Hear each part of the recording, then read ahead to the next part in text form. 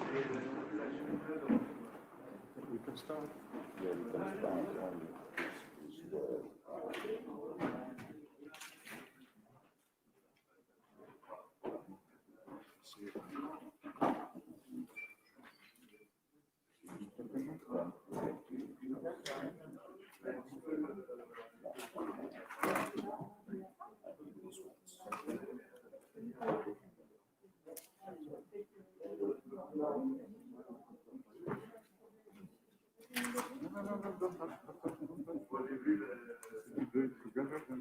Exactly.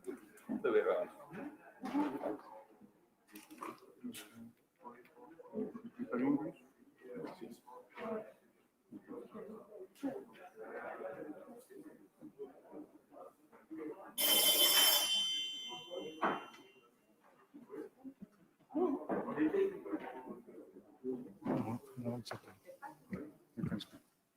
Ladies and gentlemen, dear colleagues, please sit down to the hemicycle hall. Very nice to see you here in Strasbourg, few of you, but most of you are throughout Europe. So most welcome also everybody to this second day of our plenary sessions of Council of Europe. This the hybrid format meeting as we got already used yesterday. Somebody might say that this day is the most interesting, most demanding day because we do have the elections of some officials taking place today. And this morning, the agenda, as its first item, calls for the election of 2 judges to the European Court of Human Rights in respect of Greece and Switzerland. The list of candidates and biographical notices are to be found in the documents 15187 and 15153, an addendum. The agenda also calls for the election of the Deputy Secretary General of the Council of Europe. Also, the list of candidates is to be found in document 15198. The agenda also calls for the election of the Secretary General of the Parliamentary Assembly. The list of candidates is to be found in document 15197. So the 3 elections, all of them will take place by individual electronic secret ballot voting. And I want to explain to you all also here in the hall in hemicycle that we all take part in these elections in the same similar way. Why this electronic secret ballot system, voting system. So all of us, we do exactly in the same way the voting procedure. Each political group has appointed a teller according to the rules. The chair, whoever is chairing, will announce the results at the start of this afternoon sitting at 4 p.m. And I will now declare the ballots open. And we will close the ballots at 3 p.m. Strasbourg time. So we have now actually from 9 to 3 o'clock time for these elections, 6 hours time. So you can do it in peaceful way and concentrate now on the meeting, and later on during the day you can do the voting, but it will be closed sharply at 3 o'clock, and 4 o'clock we announce the results. As I said, we have now declared the ballots open. We will now move to the second item of our agenda, that's the membership of committees. There are some proposed changes in membership of committees. This is set out in document commissions 01 at 2. Is the proposed changes agreed to accordingly? Seems that it's agreed to, and it's now agreed. The changes the committees have been agreed. Now we move to the next item. That's a debate on the report titled "The Implementation of Judgments of the European Court of Human Rights," presented by Mr. Konstantinos Efstathiou on behalf of the Committee on Legal Affairs and Human Rights. In order to finish by this debate by 10:50 a.m., we must interrupt the list of speakers at about 10:30 to allow time for reply, the reply and the vote. So we'll have the discussion up to 10 to 11 a.m. this morning. Now I will call Mr. Efstathiou, the rapporteur. You have 10 minutes to present the report and 3 minutes to reply to the debate. Now, Mr. Efstathiou, please, the floor is yours.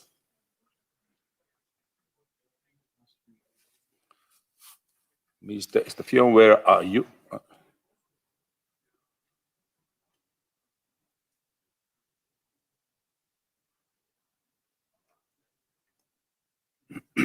Good morning, Mr. President. Good morning to all the colleagues from Cyprus. This is the 10th time the Assembly is debating a report on the implementation of judgments of the European Court of Human Rights. We all know that since 2000, this chamber has taken a close interest in the implementation of the court judgments, even if from the standpoint of the Convention and the Interlaken Declaration, this matter is above all the responsibility of the Committee of Ministers. In particular, the Assembly has always promoted a more proactive Parliament's involvement in this process. Consequently, as rapporteur in this subject, I have done my best to check how the recommendations set out in the previous reports, Assembly resolutions in this subject, and especially Resolution 2178 of 2017 have been implemented. Following the method of my predecessors, and especially in particular Mr. Yves Le Bon, the author of the 9th report, I have focused against in the 9 member states with the largest number of judgments pending before the Committee of Ministers, and on some judgments whose implementation entails particular difficulties due to their political significance or legal complexity. Some of them were rightly called pockets of resistance by my predecessor. According to the Committee of Ministers 2019 annual report, at the end of 2019, 5,231 judgments were pending before the Committee of Ministers at different stages of execution. These figures show a constant reduction in the number of judgments pending before the Committee of Ministers. At the end of 2018, there were over 6,000, and at the end of 2016, when my predecessor was preparing the 9th report, almost 10,000 judgments. According to the statistics, at the end of 2019, the following 10 countries had the largest number of pending cases: the Russian Federation, Turkey, Ukraine, Romania, Hungary, Italy, Greece, Azerbaijan, the Republic of Moldova, and Bulgaria. These countries still face serious, long-standing structural or complex problems, and I would rather say political also complexities, some of which have not been resolved for over 10 years. As a matter of example, the judgment Cyprus versus Turkey has been pending before the Committee of Ministers since 2001, 20 years ago. And the issue of non-execution of domestic judgments in Ukraine, the Skovner group, has not been resolved for over 18 years. Since the adoption of the last Assembly's resolution in June 2017, only a few of such long-standing problems concerning Turkey, Italy, and the Republic of Moldova have been sorted out. It is also worrying that some states have moved backward in this context. This has been in particular the case of Romania as regards the abolition of compensatory mechanism for poor condition of detention, and of course, the last involvements in Russia Federation.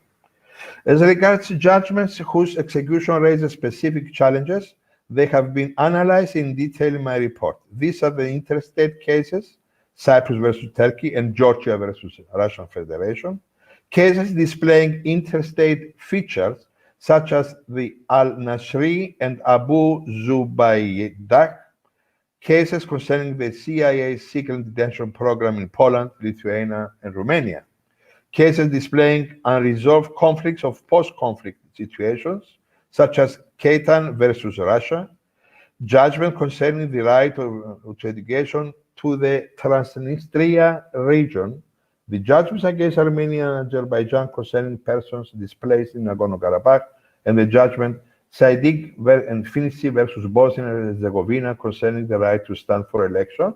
And finally, cases related to national politics, such as judgments against Azerbaijan, Paxos versus Lithuania, Yugos versus Russia, judgments which concern various violations of the Convention in relation to tax proceedings brought against the applicant company.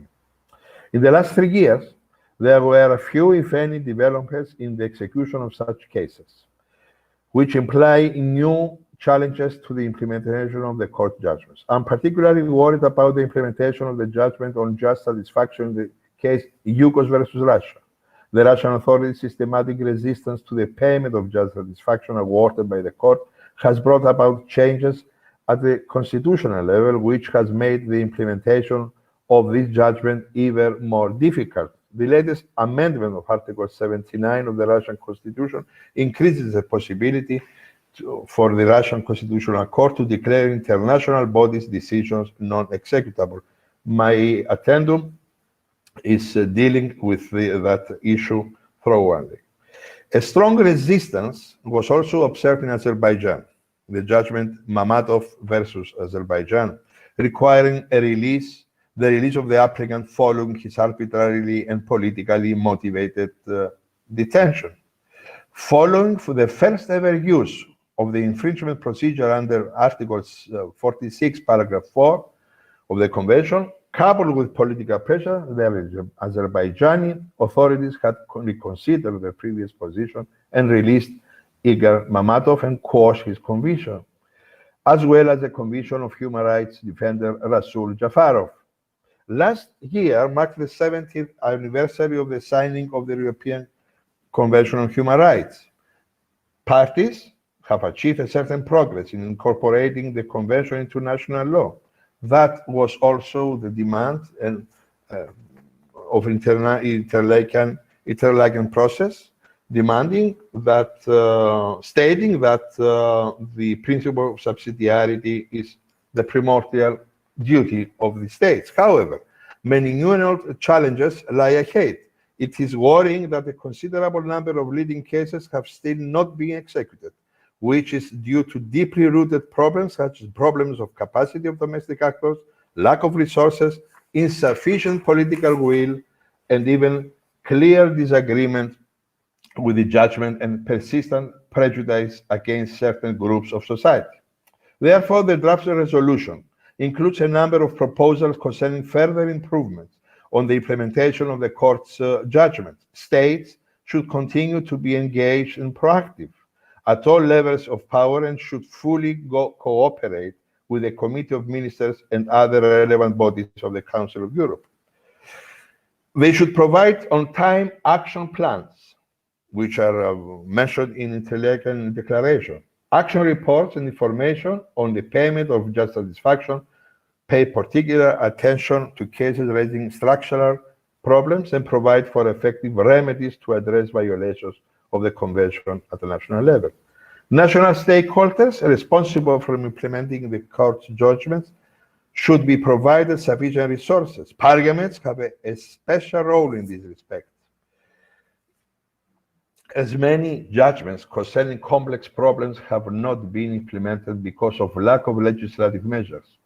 Since many parliaments still have not established special structures to examine the compatibility of draft legislation with the Convention of the Court's case law, the Assembly should repeat its call for establishing such structures in line with its previous resolutions on the implementation of the court judgments in Resolution 1823 of 2011 on national parliaments, guarantors of human rights in Europe. There is also a critical stage. We urge the Italian authorities to ratify as soon as possible the protocol number 15, which gives a boosting in the procedure before the Court of Human Rights and the Ministry of Committee of Ministers. And I also encourage states which have not yet ratified protocol number 16, including my own state.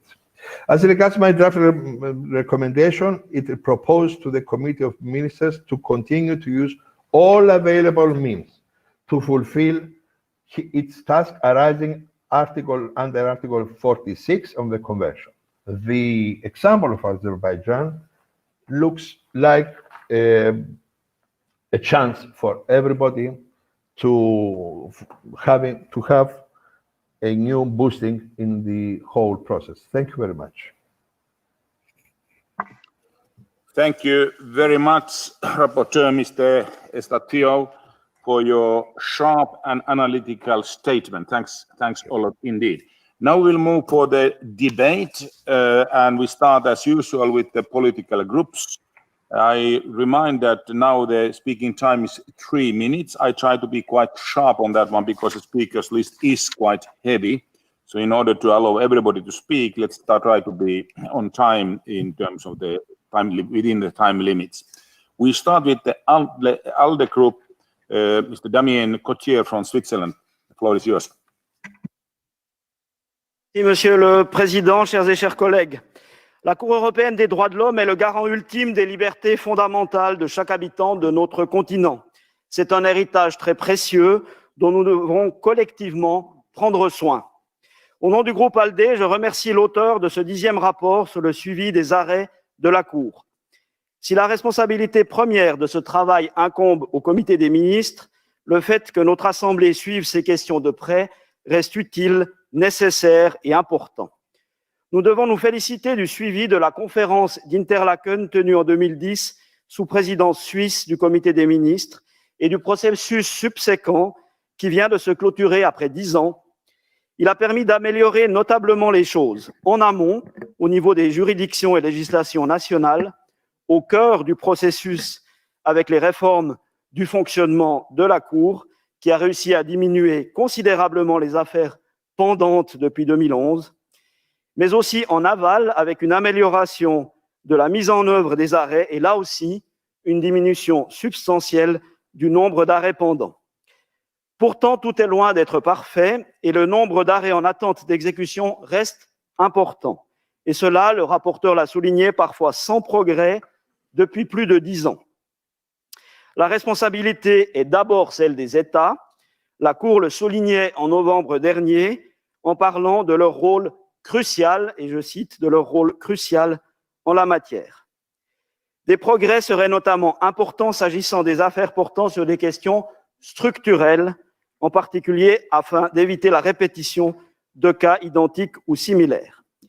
La déclaration d'Interlaken invitait déjà, en 2010, le Comité des ministres à renforcer sa surveillance dans ce domaine.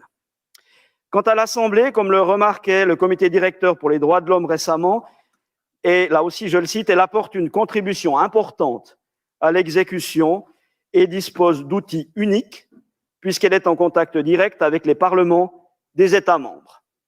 Le rôle des parlements nationaux, partant notre responsabilité, chers et chers collègues, en tant que parlementaires et membres de cette Assemblée, sont importants pour assurer au plan national la compatibilité de nos législations avec la Convention européenne des droits de l'homme et l'exécution effective des arrêts de la Cour, et nous devons interpeller et pousser nos gouvernements à ce sujet. Or, peu nombreux sont les parlements qui se sont dotés d'outils spécifiques. Notre rôle doit donc se poursuivre. Nous devons inciter aussi nos gouvernements à ratifier les protocoles numéro 15 et 16, et également celui de mon pays, à la Convention. C'est avec ces priorités à l'esprit que le groupe ALDE appuiera les projets de résolution et de recommandations qui lui sont soumis.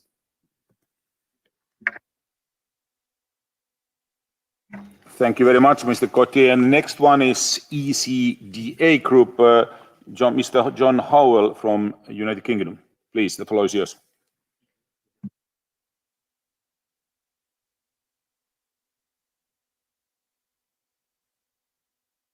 John is not here in hemicycle. He is trying to get the connection via electronic internet. How it goes. He's coming.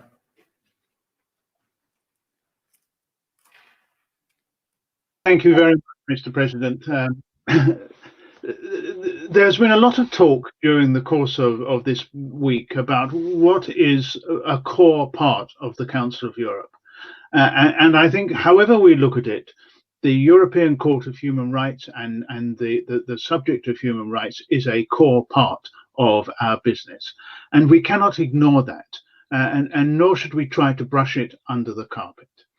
And it's interesting to see that the two states that have the largest number of cases before the European Court of Human Rights are Russia and Turkey.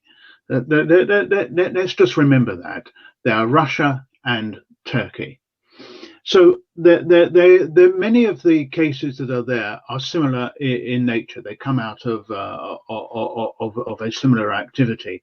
But it does mean that there are an enormous number of cases waiting to be settled there. Now, I can speak about this from the UK's perspective, because we are relatively good boys in this. The percentage of cases that apply to us is very small indeed. In fact, in the UK Parliament, I asked a former Lord Chancellor what the percentage of cases that were in fact dismissed before they were actually brought before judges at the European Court of Human Rights, and it's an enormously high percentage. So having said that, I can look at what is happening with some objectivity. And I can also look at it with some objectivity too, being the co-rapporteur for Turkey for the Monitoring Committee. And I think that my co-rapporteur, Thomas Hammerberg, and I are very grateful for the activities of the Council of Europe in supporting the stance that we've taken in relation to one particular individual. And that individual, of course, is Osman Kavala in Turkey, who was arrested in October 2017 on suspicion of attempting to overthrow the government and the constitutional order in Turkey through force and violence. And the European Court of Rights has looked at this case several times and has ordered that he should be released. But there comes a time when we have to decide what we do about this. We cannot go on accepting that there are states that will simply reject the opinion of the European Court of Human Rights. We have to be prepared to take the ultimate step of banning those countries from the Council of Europe, if necessary, if they do not fulfill the needs of the European Court of Human Rights. Thank you. Thank you very much, Mr. Howell. And the next one is Tinny Cox from United European Left, please. Thank you, Mr. President, and let me first thank our rapporteur, Konstantinos Efstasiou, for what is, in our view, an excellent report. I will make some general remarks with regard to the report, and I come to some specific judgments which are very worrying, the non-execution of these judgments. First, if you read Konstantinos' report, you realize how unique this construction is, 47 states under one court.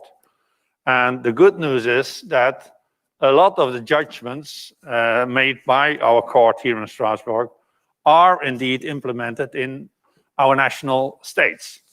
That is unique. We don't see it anywhere else on earth, and it's here. And a lot of people benefit of this system, and it indeed helps to make Europe more united, as is mentioned in Article 1 of the statute. That is the good news. And also that we see on the national level improvements so that national law and national procedures become compatible with the European Convention. We also see that there are improvements in the whole system of the reform, due to the reform of the convention system that we are doing since 2010. We had in 2010, as the rapporteur mentions, 10,000 pending cases before the Committee of Ministers. It's now 5,000. That's for the good news. The bad news is that there are still over 5,000 judgments of the court pending for the Committee of Ministers, waiting to be implemented.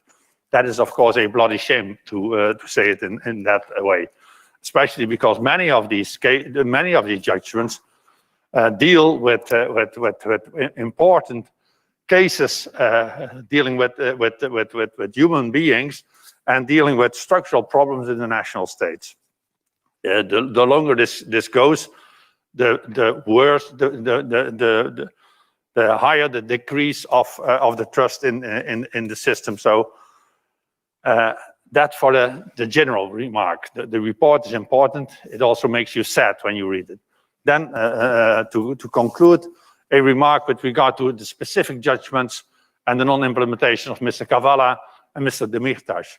I think this assembly has to send a clear warning to the Turkish authorities that if they do not implement these final judgments of the court, then we will have to do something. The Committee of Ministers has then to make use of Article 46 for infringement procedure, or this assembly, after we have adopted today the new procedure, joint procedure on states that blatantly violate their obligations, then this assembly has the right, the power, and I think the obligation to use that new joint procedure in order to make Turkey execute the judgments. Thank you very much. Thank you very much, Mr. Cox. And the next one in my speakers list is Mr. Frank Schwabe, representing Socialists and Greens. Please. Vielen Dank, Herr Präsident. Herr Präsident, liebe Kolleginnen und Kollegen. Mein Heimatland ist Deutschland. In Deutschland kennt kaum jemand den Europarat, aber es gibt ganz viele Menschen, die kennen den Europäischen Gerichtshof für Menschenrechte. Unglücklicherweise denken viele, dass das Teil der Europäischen Union wäre und nicht des Europarats, aber da können wir ja noch Aufklärung leisten. Aber dass diesen Gerichtshof viele Menschen kennen, zeigt, welche Bedeutung er hat, auch in einem Land wie Deutschland. Der Gerichtshof ist das Herzstück dieser Organisation und unsere Aufgabe ist es, dafür zu sorgen, dass er effizient und gut arbeiten kann und dass er qualifizierte Richterinnen und Richter hat. Deswegen müssen wir das Budget am Ende sicherstellen und wir müssen dafür sorgen, das tun wir auch heute, dass qualifizierte Richterinnen und Richter gewählt werden. Das ist unsere Verantwortung, das ist unsere Aufgabe. Die Verantwortung der Mitgliedstaaten ist es, nichts anderes als die Urteile umzusetzen. Deswegen danke ich unserem Rapporteur Kostas Efstasiou für diesen sehr wichtigen Bericht. Wahrscheinlich ist das immer wieder einer der wichtigsten Berichte, den wir hier in der Parlamentarischen Versammlung hören. Und manchmal steckt der Teufel im Detail in der Umsetzung der Urteile. Manchmal ist das auch diffizil, das in nationales Recht umzusetzen. Manchmal dauert es auch lange, aber es muss gemacht werden. Und ich will auch das an der Stelle nochmal glasklar sagen, damit das alle wissen, was die Bedingung ist, für das wir hier miteinander arbeiten. Ganz ohne Spielchen, aber sehr klar in der Sache. Es gibt zwei Grundbedingungen für mich jedenfalls, hier mitarbeiten zu können. Und ich möchte, dass alle mitarbeiten. Die 47 Mitgliedstaaten, die da sind. Und ich möchte, dass möglichst auch noch 1, 2 weitere mindestens dazukommen können. Aber die Grundlage sind zwei Dinge. Erstens zu kooperieren, uns in die Länder zu lassen, unser Monitoring zu ermöglichen. Das ist das Erste. Und das Zweite, und da gibt es kein Vertun und keine Diskussion drüber, ist die Umsetzung der Gerichtsurteile.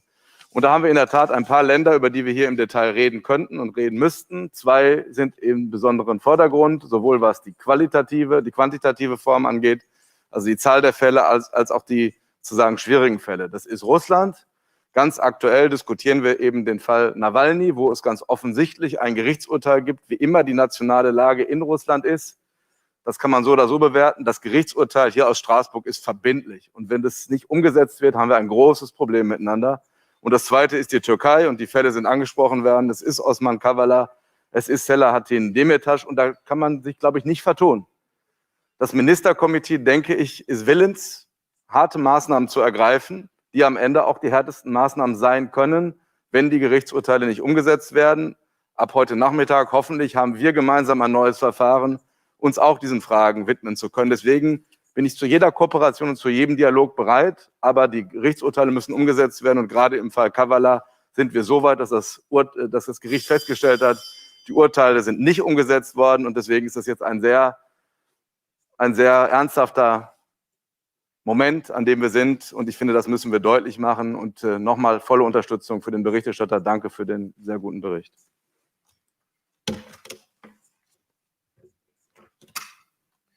Thank you very much, Mr. Schwabe. And the last one, in terms of the political groups' presentations, is EPP Group and Mrs. Ingrid Schou from Norway, my neighboring country, as a matter of fact. Ingrid.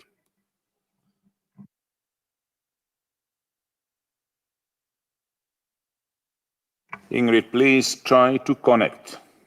I know that you have good connections from Oslo.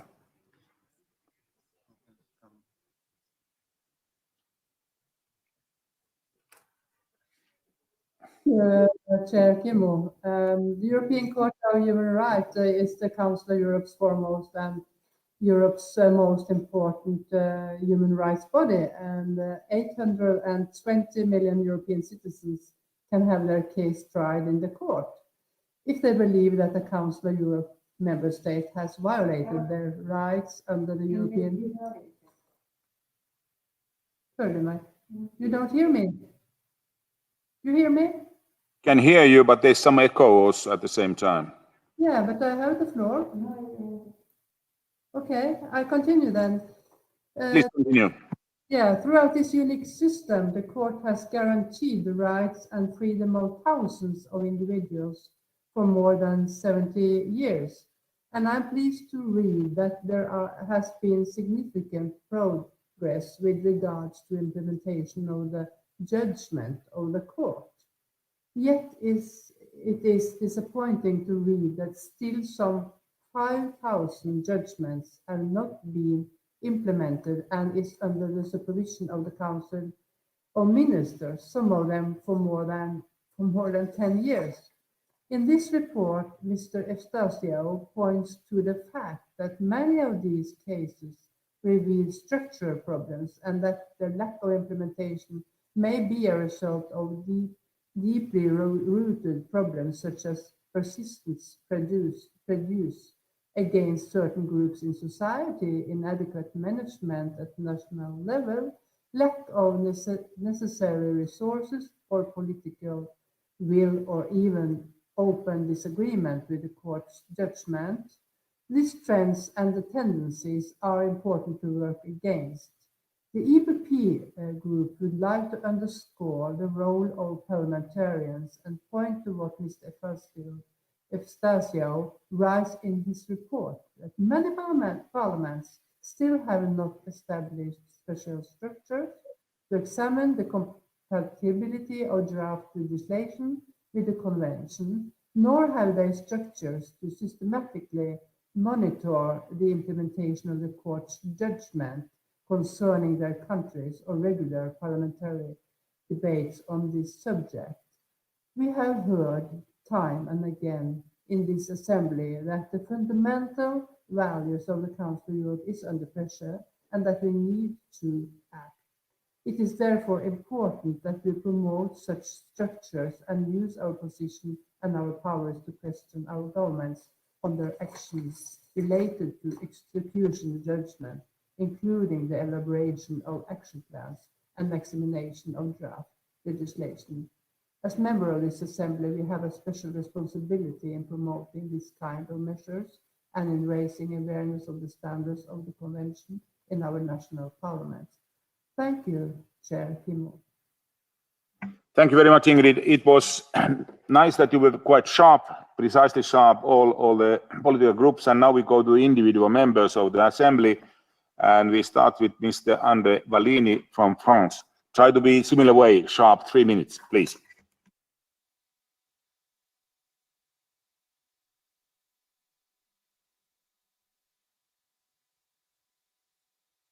S'il vous plaît, est-ce que c'est possible parole?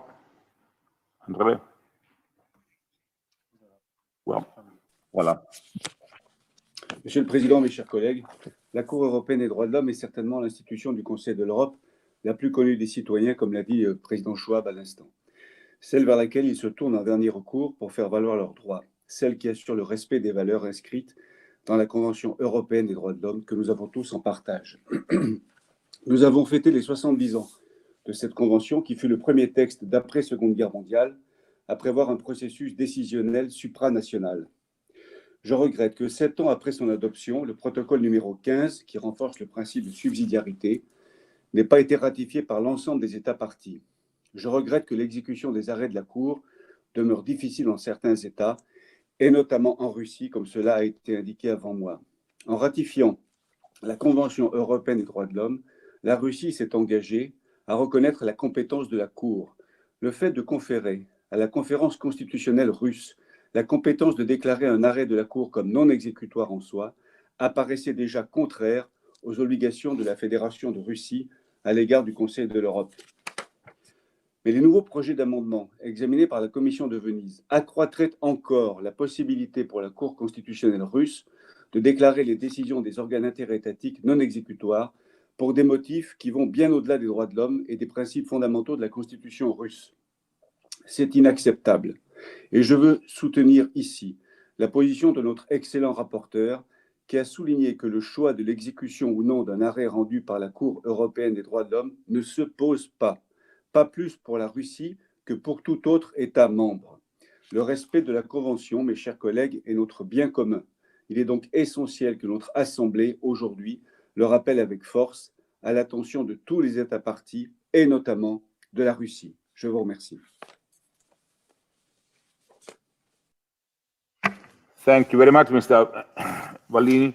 Next one is Mrs. Katalin Söber from Hungary. Monsieur le Président, chers collègues, la mise en œuvre des arrêts de la Cour européenne des droits de l'homme est en grande partie entravée par la complexité des problèmes soulevés par la Cour et auxquels sont confrontés plusieurs États membres du COE. Le gouvernement hongrois coopère activement avec le Conseil de l'Europe afin de trouver des solutions dans ces cas. L'un des problèmes est la durée excessive des procédures judiciaires et connexes. L'élaboration d'une législation instituant un recours interne efficace pour la prolongation des procédures judiciaires est en cours en Hongrie. Le Parlement a entamé la discussion du projet de loi concernant l'introduction d'un recours interne en novembre 2018. Le projet de concept d'une nouvelle loi a été élaboré par le ministère de la Justice en 2020 et envoyé au Conseil de l'Europe pour commentaire. Le processus législatif devrait être conclu d'ici la fin de juin 2021. En ce qui concerne la surpopulation des prisons, les indemnités versées aux détenus en raison de la surpopulation des prisons ont conduit à des abus dans l'application de la loi qui doit être arrêtée. La référence aux conditions de détention inadéquates et des milliards d'indemnités versées aux détenus et à leurs représentants violent à juste titre le sens de la justice dans la société. En créant près de 3000 nouvelles places dans les prisons, le gouvernement hongrois entend liquider les affaires pénitentiaires. À la lumière de l'expérience relative à l'application de ce recours interne, les règles applicables ont été revues en 2020. Les modifications législatives qui ont été soumises aux fonctionnaires concernés du Conseil de l'Europe ont été adoptées par le Parlement le 16 décembre 2020. En ce qui concerne l'éducation des enfants roms, les autorités hongroises ont pris une série de mesures pour renforcer les garanties juridiques et normaliser un nouvel outil de diagnostic pour rester les capacités d'apprentissage des enfants roms. Rien n'indique qu'il existe un problème continu de diagnostic erroné systématique du handicap mental chez les enfants roms ou non roms. Des recours internes appropriés sont également disponibles dans le cadre de processus d'examen. Je vous remercie. Thank you very much, Madam Chair. Next one is Lord Richard Balfour from the United Kingdom, please. It does not seem to be connected. Seems to be not connected, I heard, so you can return back later on. Next one is from Armenia, Mikhail Melkumayan, please.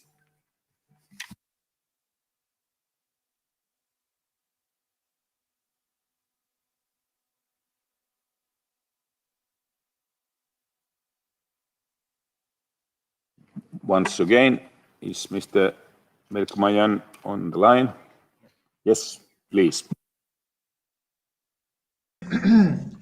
Monsieur le Président, chers collègues, les arrêts de cour européennes, droits de l'homme sont très importants pour tous, mais en même temps, le monde est aujourd'hui dans un état de crise grave.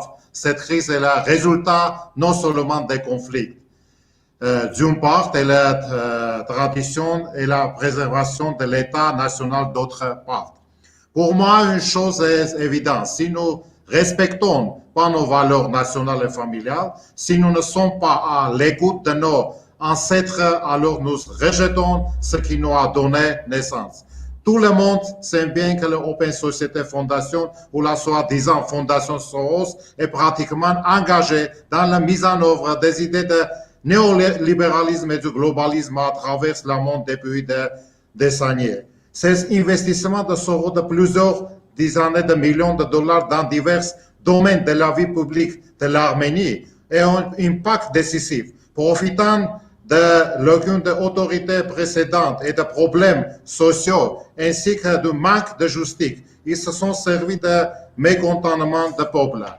Chers collègues, l'une des raisons de notre défaite est ce que l'idéologie de Soros est mise en œuvre sont entre le conflit avec le système de valeurs nationales de notre pays, brisant ainsi ses colonnes véritables. L'Assemblée parlementaire rejette la discussion de retard injustifiable des autorités azerbaïdjanaises dans le rapatriement de prisonniers de guerre arméniennes, mais considère que la discussion de la question de Navalny est urgente.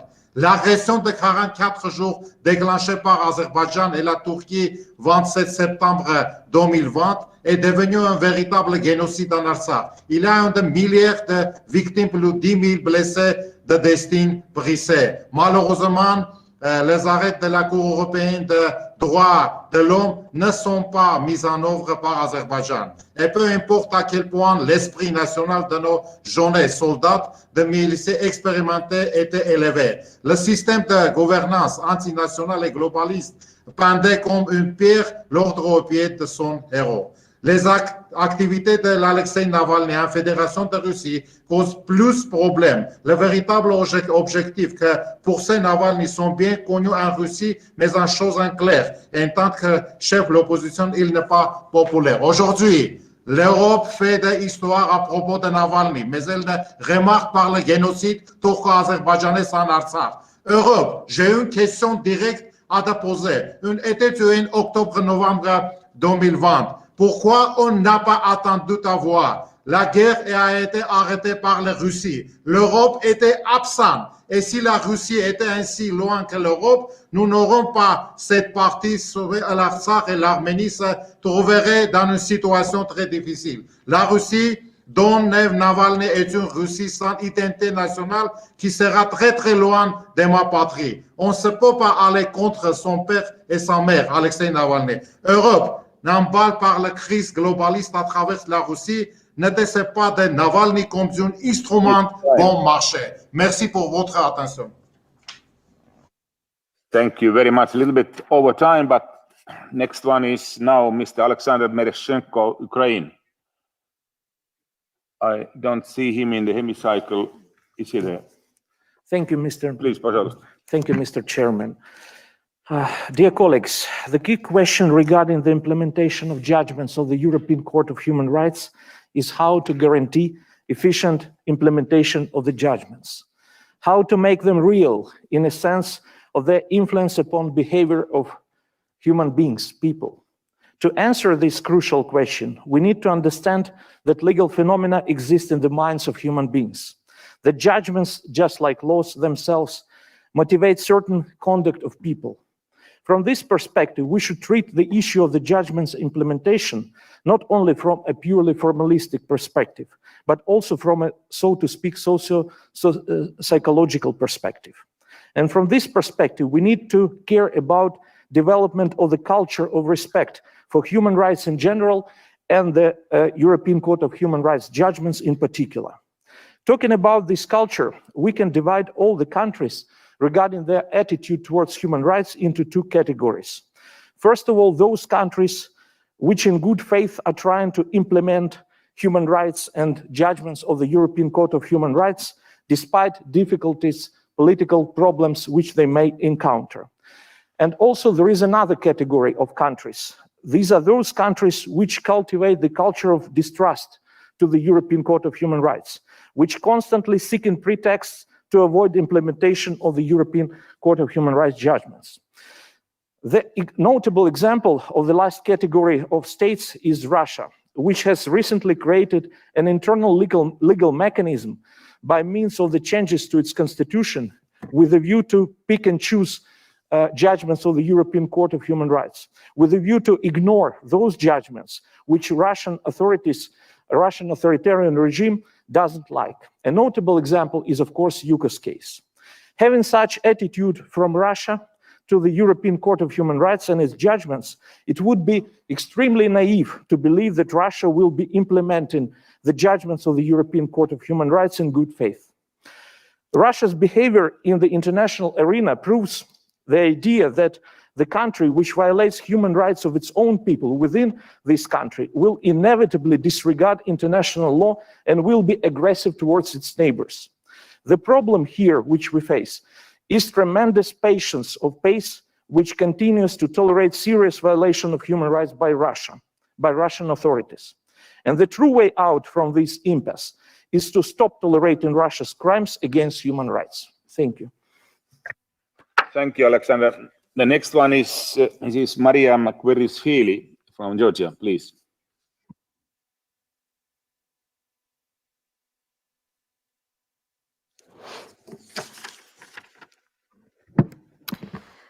Thank you, Mr. Chair, distinguished colleagues. With the respect to international court decisions, it should be underscored that the statistical data of the European Court of Human Rights demonstrates that the democratic reforms carried out by the Georgian government have led to significant reduction in number of applications lodged in the ECHR against Georgia.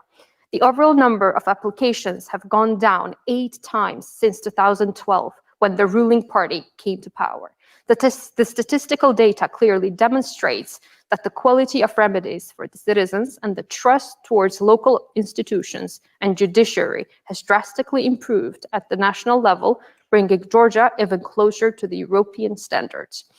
As we advance on our value-based choice of European integration, the Georgian Dream government has declared its determination to submit a formal application for the fully pledged membership of European Union in 2024. Earlier this month, the Georgian parliament adopted the resolution on foreign policy, which was the first resolution to be adopted by the newly elected parliament. The resolution introduces a new paragraph on intensifying efforts related to international disputes against Russia as one of the Georgian government's top foreign policy priorities. I would like to underline that Georgia has won 2 interstate cases against Russia. The deportation case concerning coordinated policy of arrests, detention, and collective expulsion of a large number of Georgian nationals by the Russian Federation. Russia was to pay Georgia 10 million euros in respect of non-pecuniary damage suffered by the group of at least 1,500 Georgian nationals. As of now, the decision has not been executed. And the recently ruled case of Georgia versus Russia concerning the 2008 August war, which indeed is a historical victory for Georgia. The execution of both interstate cases represents the shared responsibility of all members of the Council of Europe. The Georgian government remains committed to all possible efforts to fully, effectively execute the judgments of ECHR. Georgia strongly relies on the support of all the members of Council of Europe in the execution of interstate cases. Thank you very much. Thank you very much, Madame Kvirishvili. Prochain, Monsieur François Calvet, français. France.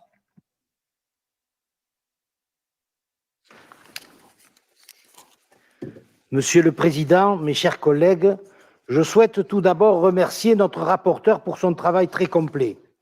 Certes, des progrès ont été accomplis pour améliorer l'exécution des arrêts de la Cour européenne des droits de l'homme, mais notre rapporteur souligne malgré tout l'ampleur des enjeux qui demeurent. 4 États méritent un suivi particulièrement attentif: la Russie, la Turquie, l'Ukraine et la Roumanie.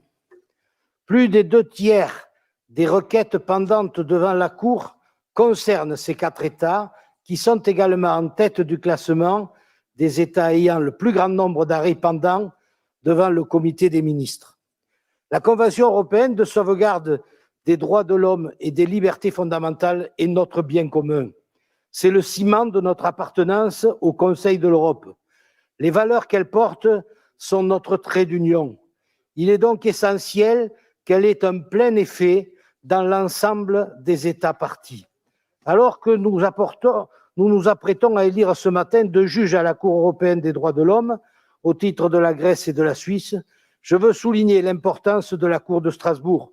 L'exécution des arrêts qu'elle rend incombe à chaque État partie à la Convention et ne devrait pas être un sujet de débat, qu'il s'agisse des affaires individuelles comme des affaires interétatiques, même si ces dernières présentent bien souvent un caractère politique très sensible. Je soutiens donc pleinement l'approche de notre rapporteur qui appelle les États membres du Conseil de l'Europe à exécuter rapidement et pleinement les arrêts de la Cour. Je partage également son analyse concernant la priorité que le comité des ministres devrait accorder aux affaires complexes pendantes depuis plus de 5 ans et la possibilité de recourir à l'article 46 de la Convention en cas de forte résistance de l'État défendeur. Au moment où nous nous apprêtons à apporter la touche finale à la nouvelle procédure conjointe, c'est une question de cohérence d'ensemble pour assurer la crédibilité du Conseil de l'Europe. Notre Assemblée doit prendre toute sa part à ce processus et jouer son indispensable rôle d'aiguillon. Je vous remercie. Merci, Monsieur Calvet. Next one is Mr. Arkadiusz Mularczyk from Poland, please.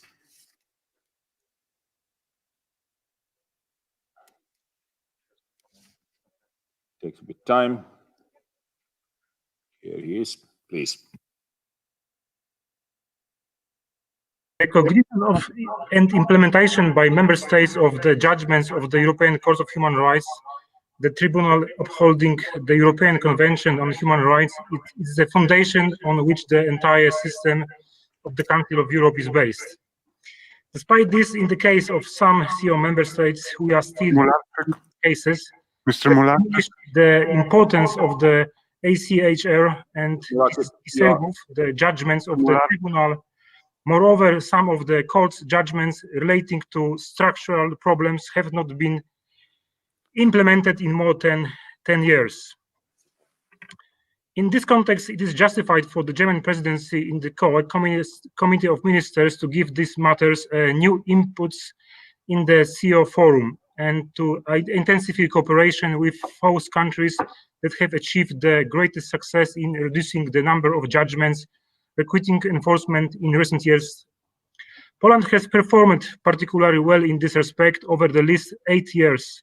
Poland has overseen a reduction of 92% of the number of judgments of the Tribunal against Poland in existing the procedures of the Committee of Ministers of the Council of Europe. This was possible thanks to the model solution for the enforcement of ACHR judgments that were introduced at the national level. Poland is ready to cooperate with the German presidency in promoting good solution and mechanism in this area. Thank you very much. Thank you very much. I would like to remind you that try to, when you're speaking from remote via internet, put floor, because it was echoing just now. We heard Mr. Murakci's speech. It was echoing too much, so please put floor down when you are making this presentation. Now it's Madame Nicolai Duranton, France. s'il vous plaît. Président, mes chers collègues, je souhaite tout d'abord remercier notre rapporteur pour son travail très complet. La Convention européenne des droits de l'homme est l'élément central du Conseil de l'Europe. Elle affirme nos valeurs communes, celles que nos États ont choisi d'affirmer comme étant les leurs au travers leur adhésion à la Convention. Ces valeurs sont essentielles et elles sont exigeantes. Nous les chérissons et elles s'imposent à nous tous, quand bien même leur application est parfois difficile. La Cour européenne des droits de l'homme est la gardienne de cette convention et il est fondamental que ces arrêts soient mis en œuvre par les États.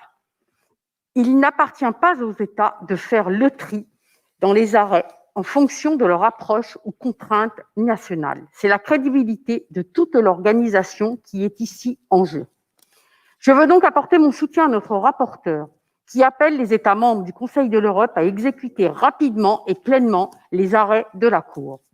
Notre Assemblée a déjà souligné le rôle des parlements nationaux pour veiller à la bonne application des arrêts. Je veux témoigner ici des initiatives qui ont été prises par la délégation française pour avoir, en décembre dernier, un débat de fond avec le ministre de la Justice, les cours suprêmes françaises, les avocats et la Cour européenne des droits de l'homme, à l'occasion de la célébration des 70 ans de la Convention. De même, notre délégation a fait un point circonstancié sur la situation de la France au regard de la jurisprudence de la Cour. Si les parlements nationaux peuvent jouer un rôle important, il faut néanmoins que le comité des ministres du Conseil de l'Europe se montre plus offensif pour permettre de régler certains problèmes structurels. Il n'est pas normal que de nombreux arrêts portant sur des problèmes structurels n'aient connu aucune exécution depuis 10 ans. Le comité des ministres doit donc se saisir de la question et agir avec détermination. C'est le rôle de notre Assemblée de le pousser à agir en ce sens. Je forme donc le vœu que notre résolution soit entendue. Je vous remercie. Merci, Madame Dorton. Next one is Mr. Kakaber Kuchaba, Georgia, please. The decisions of the International Court provide a solid legal basis for strengthening Georgia's sovereignty and territorial integrity. Just recently, the European Court of Human Rights delivered its judgment on the case of Georgia against Russia, where the Georgian government accused the occupying force, Russia, in breaching the European Convention on Human Rights during the war 2008. Georgia submitted approximately 700 credible pieces of evidence to the court and argued that Russia grossly violated the convention. The European Court has found violations on the right of life, the prohibition of torture, right to liberty and security, freedom of movement, and obligation to cooperate with the court. The court established that Russia has exercised effective control over the South Ossetia, Skhin Valley region, Abkhazia, and the buffer zone. The strong Russian presence and the dependency on Russia indicated that there has been a continued effective control over the occupied Georgian regions.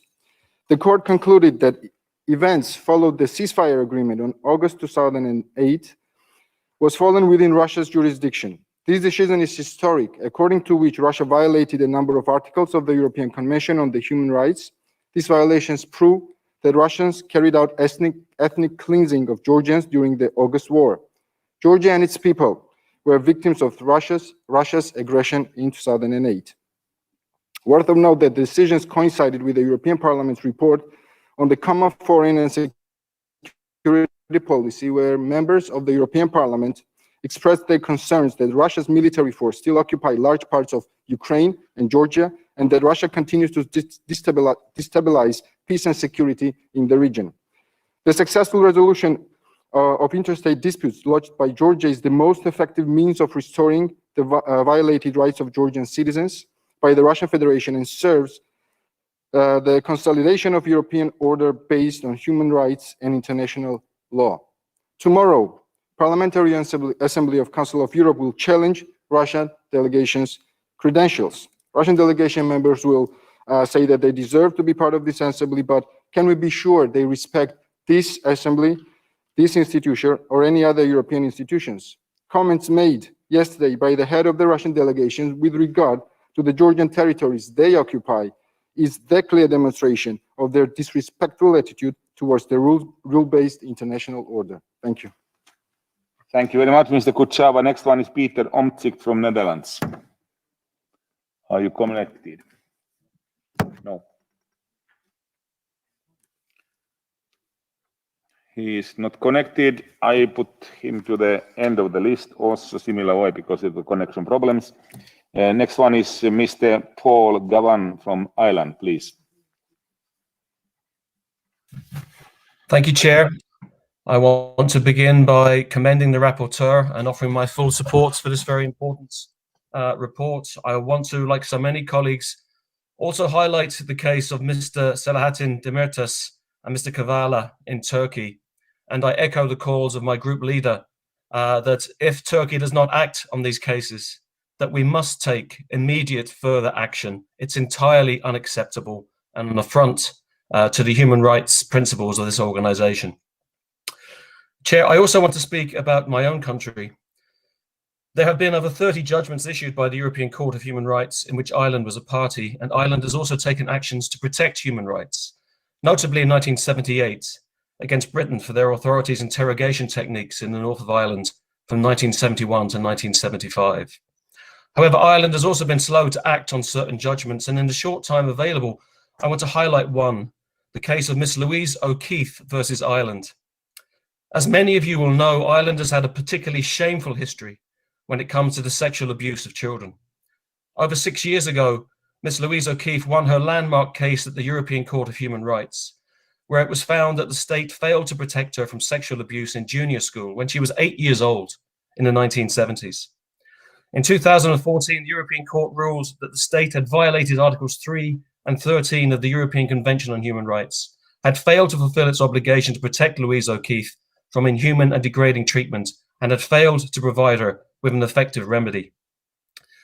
The Irish Human Rights and Equality Commission has warned that victims of historic child sexual abuse in schools are still being forced through the courts to secure their rights due to the Irish state's narrow interpretation of the 2014 European Court of Human Rights judgment in the case of Miss Louise O'Keefe. Under the state's restrictive interpretation of the ruling, a victim of child sexual abuse is required to establish the existence of a prior complaint before the state's liability was triggered. The Commission sets out that the criteria adopted by government to identify cases covered by the O'Keefe judgment are based on a limited and narrow interpretation of the decision of the European Court of Human Rights. Ms. O'Keefe wrote to the Irish Prime Minister, the Taoiseach, last July, and she stated, "The state continues to fail its children by not fully accepting the responsibility that is and always was theirs to protect children from sexual abuse in our day schools." So, Chair, I call on the Irish government to finally fulfill its duty to end this shamefully narrow interpretation of the court judgment and bring the execution of this judgment to a just conclusion. We have in recent days seen yet another apology from an Irish Taoiseach in relation to the awful things that happened in mother and baby homes in various detention centres. But this judgment is outstanding, and it is an affront to those apologies, and I call for justice today. Thank you. Thank you very much, Mr. Gavan. Next one is Mr. Özdemir Berova from Cyprus. Are you connected? No, seems that he is not connected. Следующий господин Александр Башкин, Россия, пожалуйста.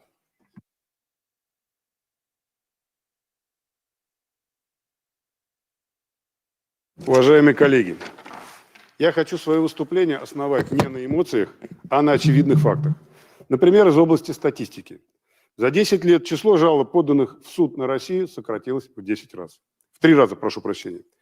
13-й отчет Комитета министров об исполнении решений ЕСПЧ показал, что с контроля снято 162 российских дела в связи с положительной оценкой работы российских властей по исполнению постановлений суда. Россия стала лидером по выплате справедливых компенсаций. Эта сумма составила 28 миллионов 547 тысяч евро. Второй вопрос. Кто из вас читал Российскую Конституцию сам?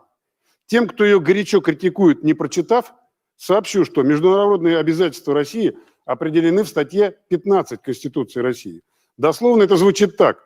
Общепризнанные принципы и нормы международного права и международные договоры Российской Федерации являются составной частью ее правовой системы.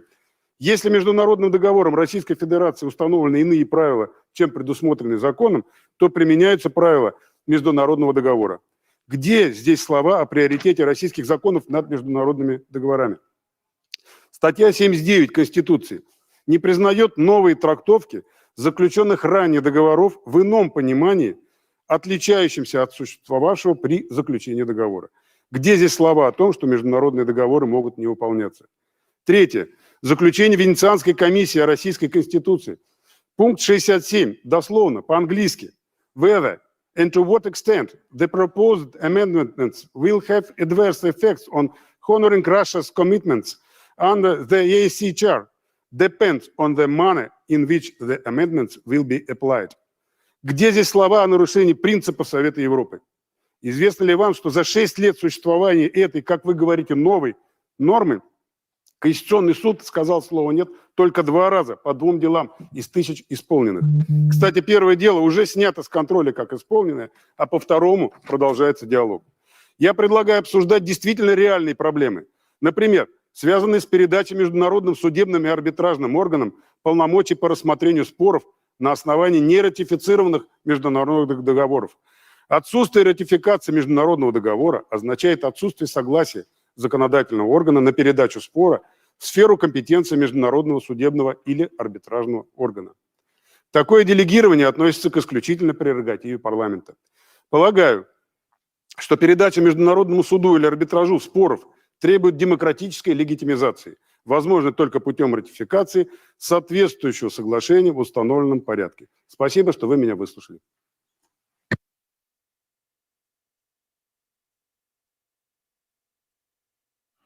Spasiba, господин Bashkin. Next one is Mr. Pere Lopez from Andorra, please. Gracias.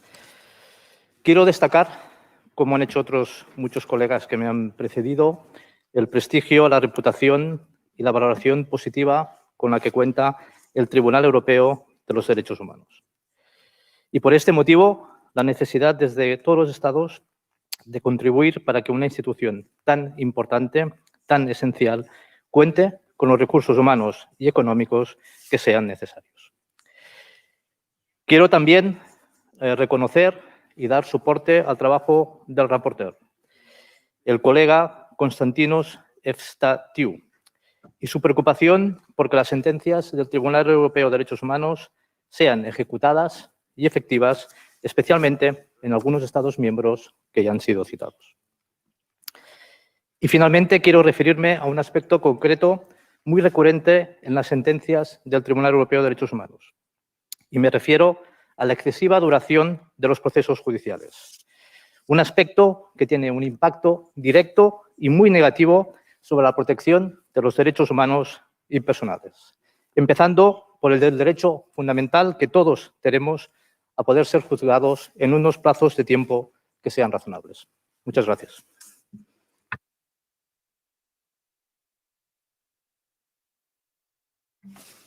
Thank you very much. Next one is Mr. Andreas Nick from Germany, please. Herr Präsident, liebe Kolleginnen und Kollegen! Vor wenigen Wochen haben wir den 70. Jahrestag der Europäischen Menschenrechtskonvention begangen. Das lässt uns noch einmal daran erinnern, dass wir hier im Europarat ein weltweit einzigartiges und vorbildliches System des Schutzes der individuellen Menschenrechte geschaffen haben.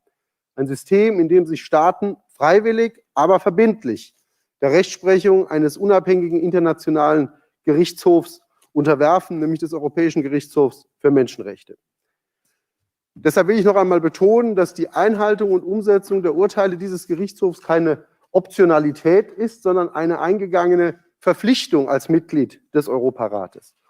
Und es ist deshalb auch gut und richtig, dass wir mit diesem Bericht der Einhaltung, der Umsetzung der Urteile einen besonderen Stellenwert einräumen.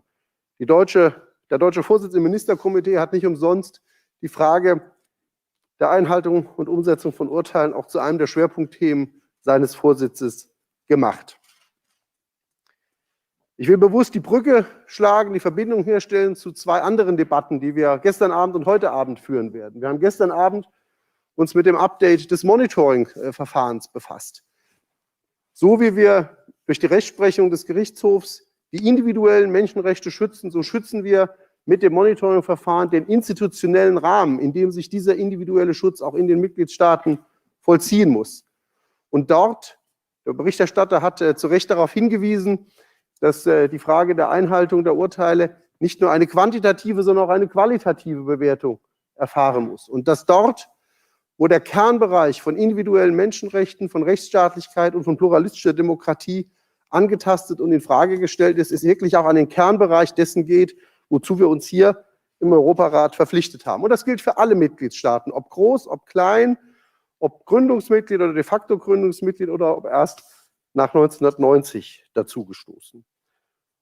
Und die zweite Brücke, die ich herstellen will, wir haben heute Abend, da werden wir die Entscheidung wohl treffen, die Joint Procedure endgültig in Kraft zu setzen. Und das ist ein wichtiges Instrument, wo wir gemeinsam mit dem Ministerkomitee als Parlamentarische Versammlung die ultimative Waffe in der Hand haben, um auch Einhaltung und Compliance mit den Regeln des Europarates zu erzwingen. Und ich kann nur an die Staaten, die besonders betroffen sind, Russland und die Türkei sind hier in besonderer Weise genannt worden, auch in diesem Bericht, noch einmal appellieren, dass wir nicht in die Situation kommen müssen, wo wir uns über dieses Verfahren miteinander auseinandersetzen müssen, um die elementaren Verpflichtungen, die sich aus der Mitgliedschaft im Europarat ergeben, durchsetzen zu können.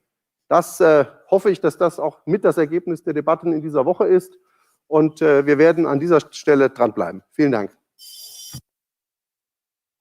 Thank you very much, Andreas. Next one is Vladimir Vardanian, Armenia, please. Thank you, Mr. Chairman. The European Court of Human Rights is the main pillar of existence of this organization. Due to the European Court of Human Rights and its very existence, the people of the Council of Europe may enjoy the same system of the international human rights guarantees. Ladies and gentlemen, the European Court of Human Rights exists until we believe in it. 20 years ago, when we joined to this organization, we believe in European Court of Human Rights and Europe values. Now we believe in European values and European Court of Human Rights. I do believe that in the future, we will believe in European values and European Court of Human Rights. Ladies and gentlemen, honorable colleagues, the implementation of the judgment of the European Court of Human Rights is not only the fulfillment of its final verdicts, but it's also the respect of all the other rulings adopted by the European Court of Human Rights. Honorable colleagues, after the ceasefire, European Court of Human Rights adopted a number of interim measures demanding Azerbaijani authorities to provide relevant information about Armenian hostages kept by Azerbaijan. Up to date, European Court of Human Rights got nothing. Up to date, Azerbaijan is reluctant to provide relevant information, minimum information about the physical conditions of the Armenian hostages. I would like to solemnly declare that these people are kept by Azerbaijan, not because they commit any crime, but just because of being Armenian. Can you imagine that in the 21st century, we may have, as a member of the Council of Europe, a state which actually have the policy of state-sponsored racial discrimination against Armenians? Being Armenian is a threat to physical security and the very existence of Armenians in Azerbaijan. Honorable colleagues, I do believe that the European values are crucial for the building democracy in our continents. I do believe that fulfillment of the decision of the European Court of Human Rights are quite important. I do believe that we should join together in efforts of releasing the hostages kept by Azerbaijan, in only the basis of which is just the racial discrimination. I think we cannot tolerate the existence of racist state within the Council of Europe. And all the countries of the Council of Europe should respect the European Court of Human Rights and its rulings. Thank you. Thank you very much, Mr. Vardanian. Now we move to the neighboring country of yours, to Turkey. It's Zia Altunialgis. Please, the floor is yours.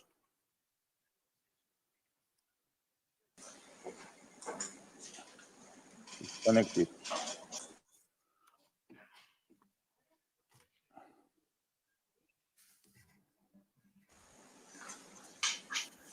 Great. Thank you, Mr. Chair. Dear colleagues, I just would like to thank the rapporteur for his report, the implementation of judgments of the European Court of Human Rights. The report includes many valuable insights and suggestions from which member states will certainly benefit. As a Turkish parliamentarian, I would like to inform you about the progress of the implementation of the judgments of the court in Turkey. Turkey attaches utmost importance to the execution of judgments of the European Court of Human Rights. In recent years, Turkey carried out a series of reforms to facilitate the implementation of the judgments. As a result of these reforms, Committee of Ministers closed. Please take into consideration. Committee of Ministers closed 3,392 cases belonging to Turkey since 1996, of which that number 206 were leading cases. To put the commitment of the Turkish authorities in perspective, I believe the number of cases closed would be, and I think should be, indicative. Turkey closed 732 cases in 2019, and the figure was 123 in 2017, and 372 in 2018. And the trend increasing of number of cases closed is clear decisiveness and willingness of Turkish authorities to ensure the judgments of the court are duly implemented.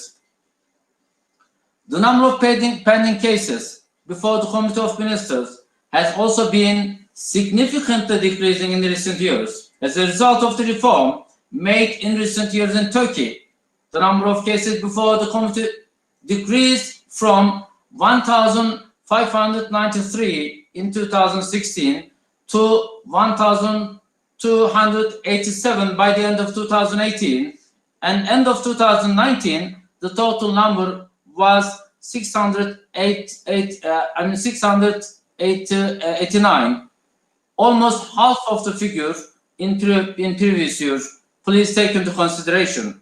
This trend of decreasing number of pending cases before the Committee of Ministers demonstrates Turkey's successful cooperation with the Council of Europe bodies. And apart from what some of our colleagues in the Assembly have said about it, we will continue to do so. And thank you for your attention.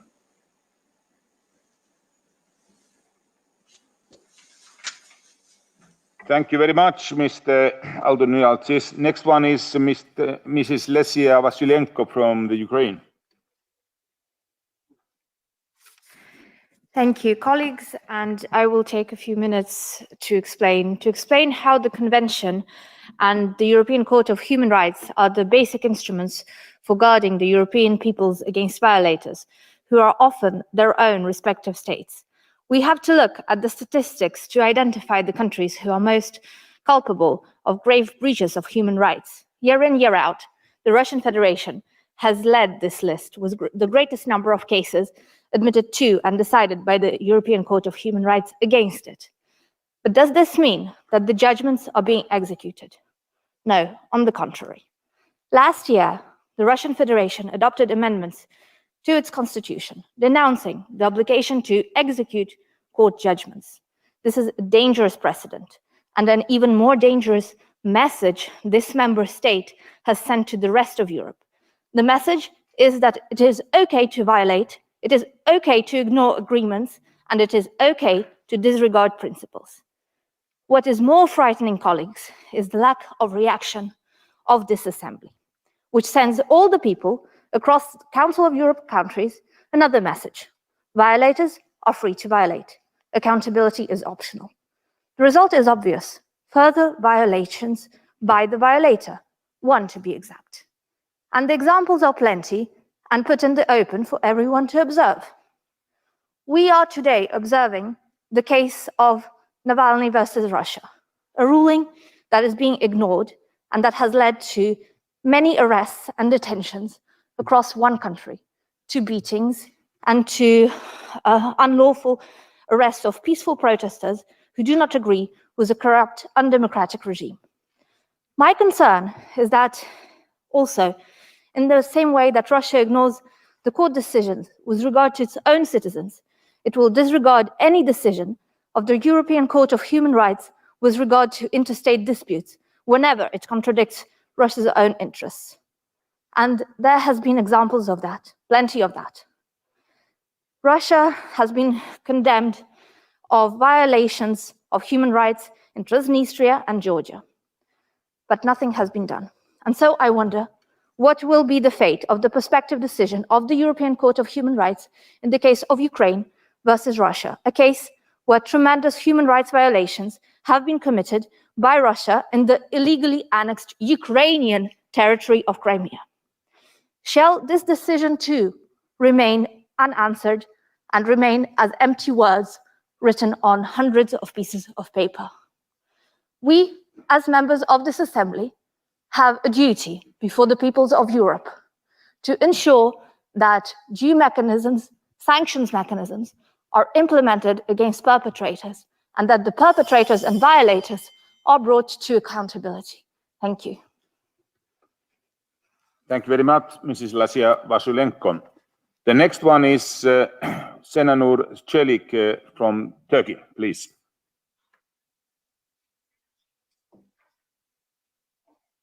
Are you connected?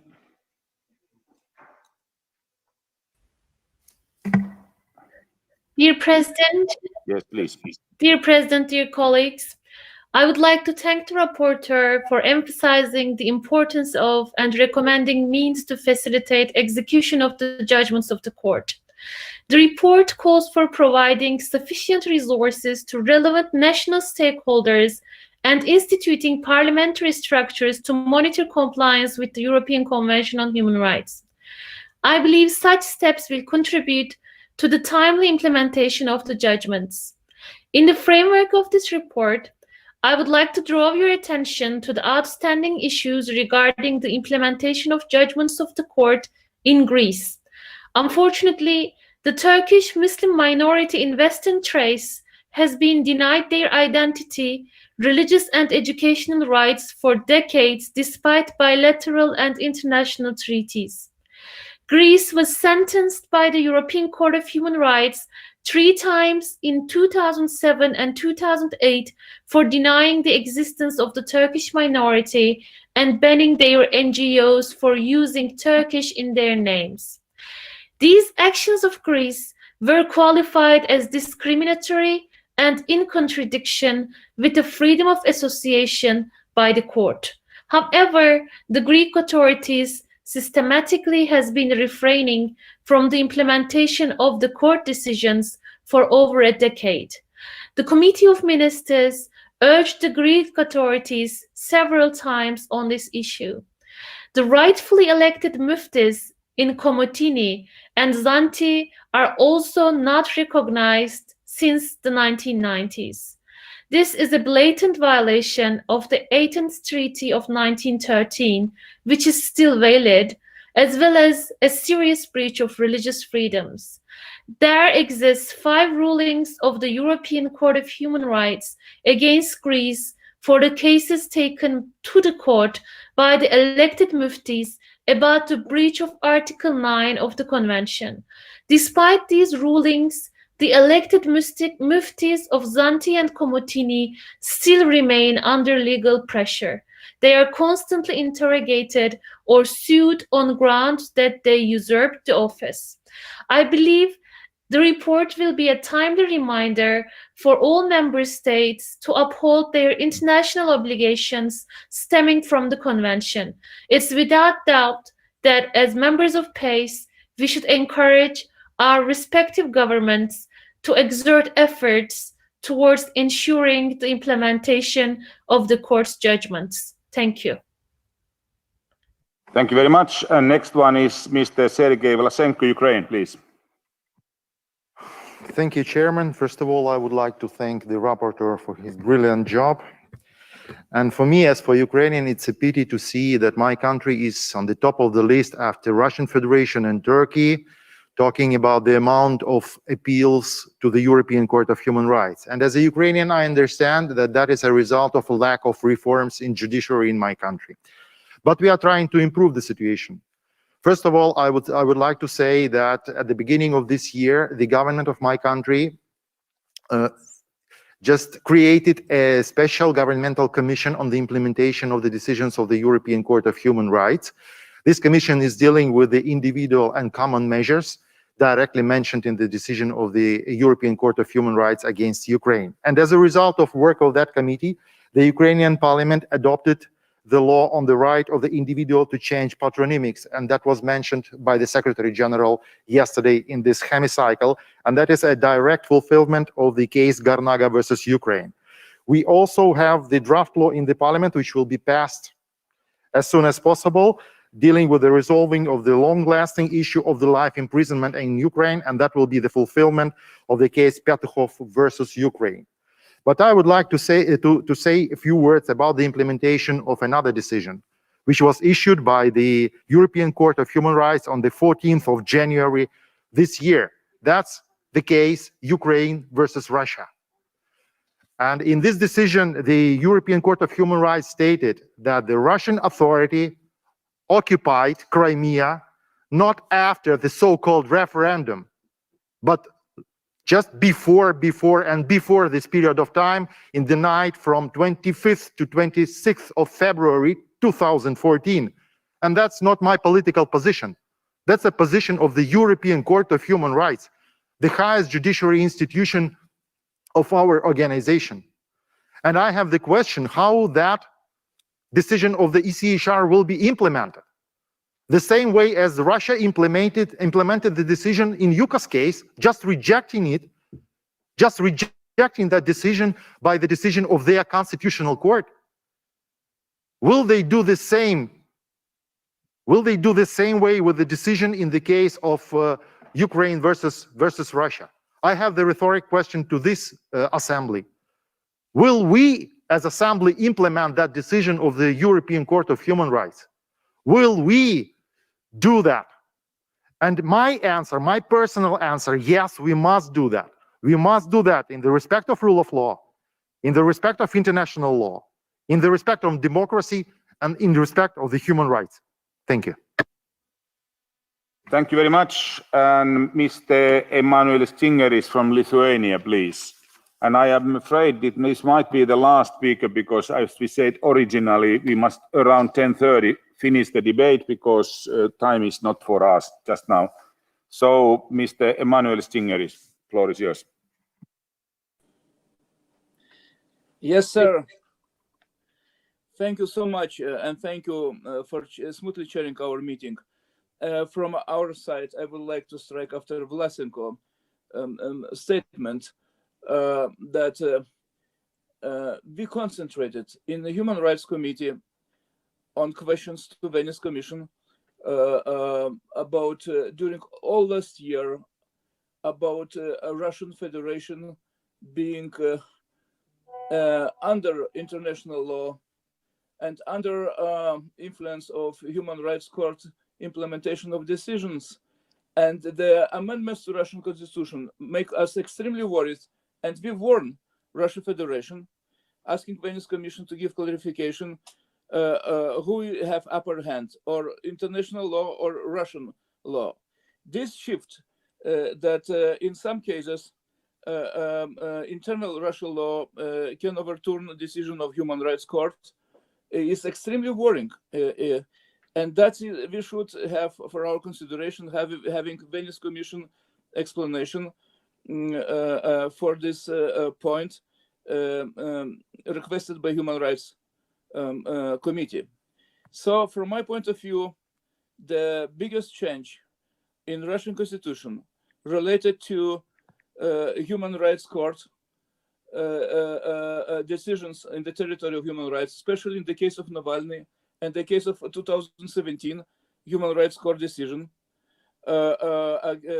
making Navalny not guilty in the case of Kirov-Les, is extremely worrying that this decision is against implemented in Russia on the level of Russia court decisions, not our court, not human rights court. So at the same time, Mr. Vlasenko and other friends mentioned that Ukraine and other young democracy countries going to improve their relations to human rights court implementations on the territory of Ukraine, Georgia, and new democracies. So for that reason, we should be supporting their move for implementation of human rights court, especially when human rights court did clear declaration that Crimea was actually occupied by Russian Federation and referendum have zero influence. Well, it was done before the occupation and annexation of Crimea, done before the so-called referendum by Russian government. So in this case, I would like to emphasize decision by young democracies to show that they are in distance with Russian Federation, who just not make a decision, not implement decisions of human rights court, and to do that. Yes, and I would like to say that we are expecting Ukraine and Georgia to implement, showing their primary ties to Europe. Thank you. I'm so sorry, because we do have actually a problem with the timing for the speakers list even. I must now interrupt the speakers list to continue because of the time limits we do have for this session. There were actually still 6 speakers to become, and 2 were not connected, so 8 altogether. And the speeches of the members on the speakers list who have been present during the debate but not have been able to speak may be given to the table office for publication in the official report. The text are to be submitted in typescript, if possible electronically, no later than 4 hours after the list of speakers is interrupted. Unfortunately, I have to do that now because we declared beforehand already, so 10:30 is the time limit for this session, speeches.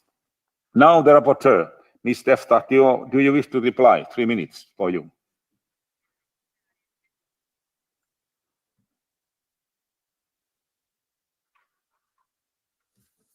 Is the rapporteur connected? Thank you, Mr. President. First of all, I would like to thank all the colleagues who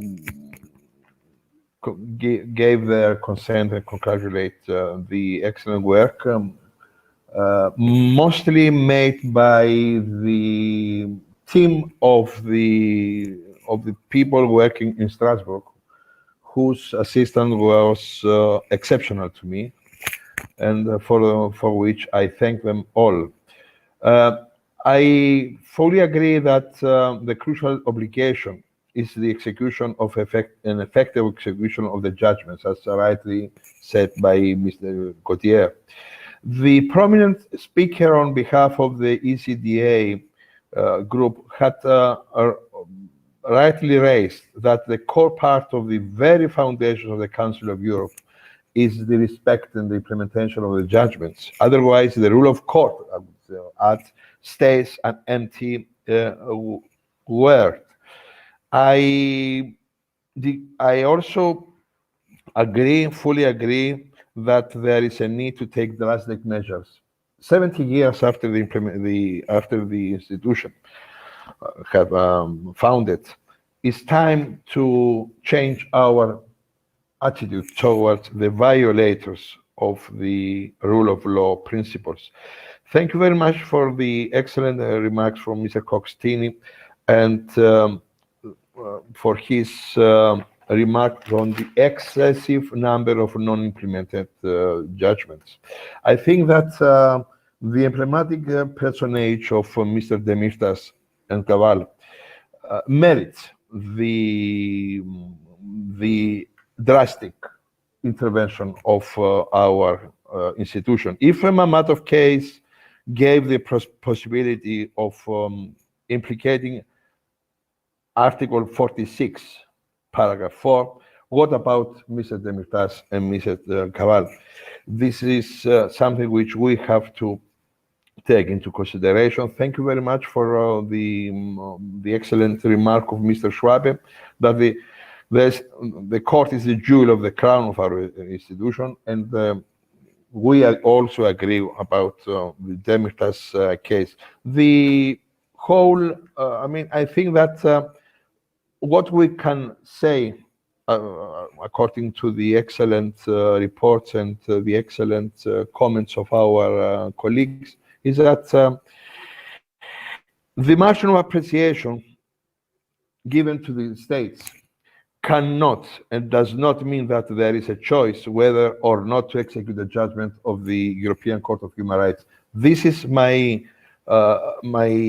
firm position on that state, and I wish I had more time to comment on the speakers who all agree that it's time that the no space must be given to a violator to continue the violation, as Mrs. Vasilenko rightly stated. Thank you very much. Thank you very much indeed, Rapporteur Statio. Does the chair of the committee wish to speak?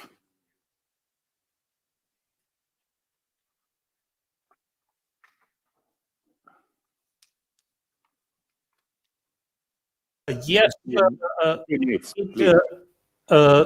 this report is about the very core of the entire our organization, the Council of Europe. The system of the convention and the court is really unique. It offers the right to petition to everybody under jurisdiction of any of the Council of Europe member states. While the court procedure is judicial, the monitoring of execution of judgments is political, and the primary role lies with the Committee of Ministers. But our assembly plays increasingly important role in the entire process. I fully agree with Madam Shu. We all are, in a sense, ambassadors of the convention and of the court in this hemicycle. And therefore, I call upon you, ladies and gentlemen, not only to support this excellent report by Mr. Evstatiu, but to convey the messages included in this report home to our national parliaments. Because it's indeed, we are always inclined to criticize other states for non-execution of judgments.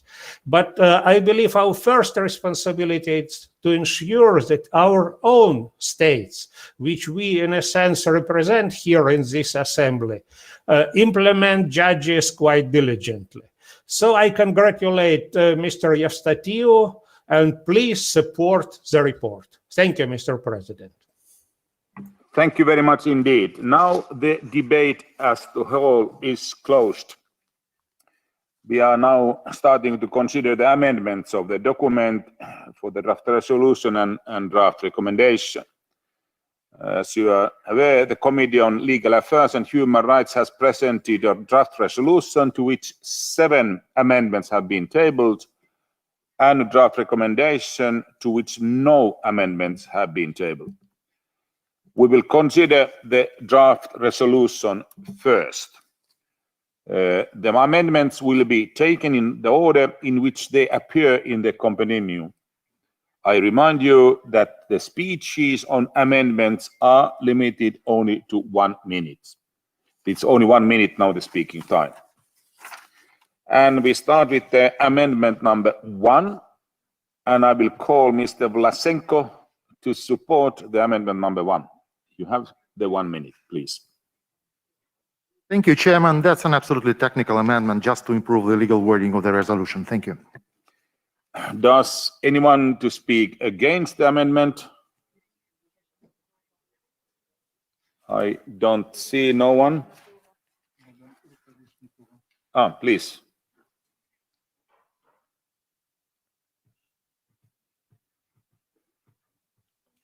Who? Adam.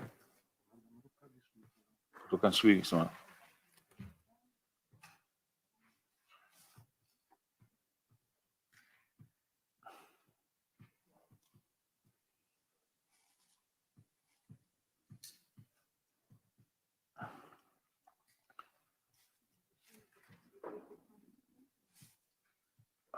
Is it functioning? Doesn't work. We don't get anyone to speak against. Okay, if not so, then the committee opinion. The committee is in favor. Okay, now I shall put the amendment to vote. The voting is similar like yesterday. Those who are present in the chamber hall will use the hemicycle voting system here, and members participating remotely should vote using the remote voting system. The vote in the hemicycle and via remote voting is now open. Is it open already? It is.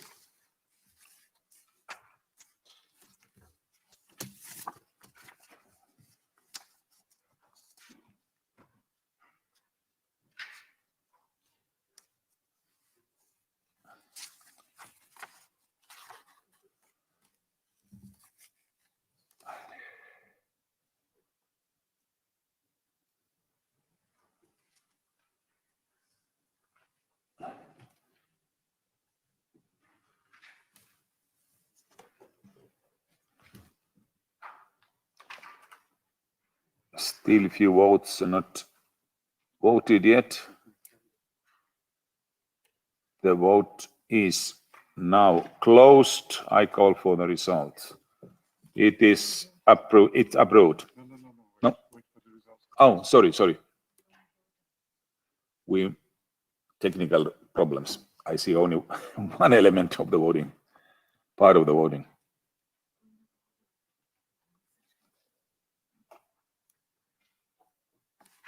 Is this final result now? Okay, it's agreed. Amendment is, number 1 is agreed. Madam Rubachinskova, please, point of order.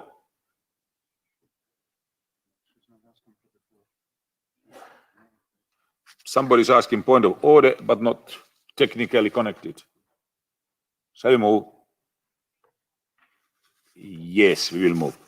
Amendment number 5. I have been informed by the chairperson of the Committee on Legal Affairs and Human Rights that amendment number 5 was rejected by the committee with a 2/3 majority. Does anyone object on this?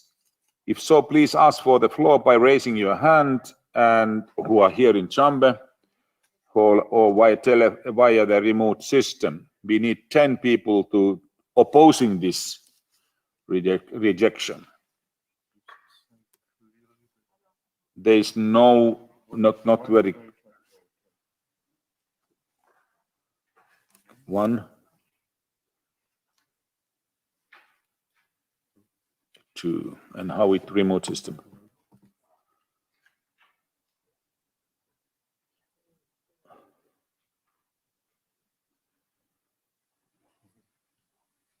So it's 9 altogether.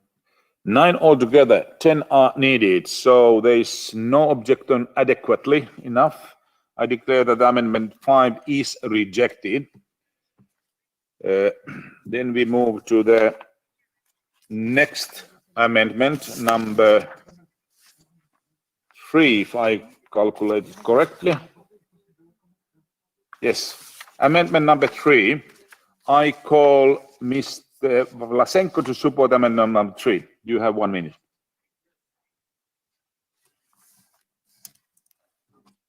Thank you, Mr. Chair. So I would like to add the paragraph 5 with the following sentence. The Assembly stresses the inadmissibility of member state to legitimize the possibility of non-implementation of the court's decision.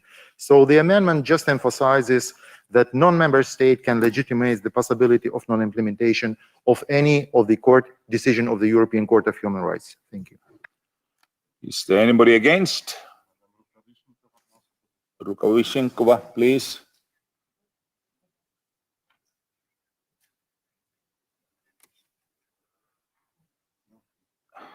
Now it is technical problem. Коллеги, я хочу... Please. Да-да-да, я хочу выступить против этой поправки, поскольку, на мой взгляд, предложенная формулировка является избыточной для данного правового регулирования. Также одновременно я хочу сказать, что мы серьезно нарушаем нашу процедуру рассмотрения поправок, потому что не запрашиваем по каждой поправке мнение автора доклада, что мне кажется существенным, ссылаясь на невозможность технического подключения. Я бы хотела, чтобы мы исправили этот момент. Спасибо.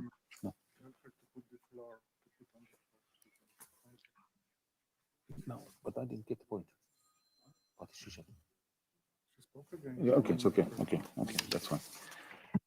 Madam Lukashenkova, put it on the floor because it was echoing once again, not very well, but we got your point anyhow. What is the opinion of the committee? The committee is in favor of Amendment 3.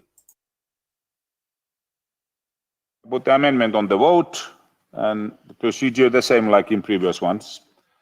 So the vote is now open.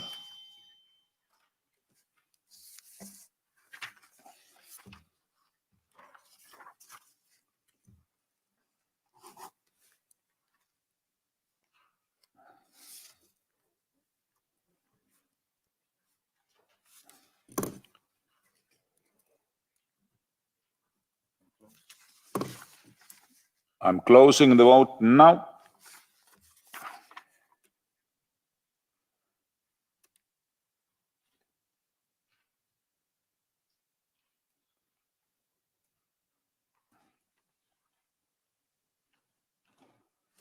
And the results, it's approved. We move to amendment number 6. And once again, the same situation that it has been rejected by the committee by 2/3 majority. And now I would like to ask the same like previous times, are there 10 people, 10 members of the assembly who are opposing this rejection? If so, please raise your hands here or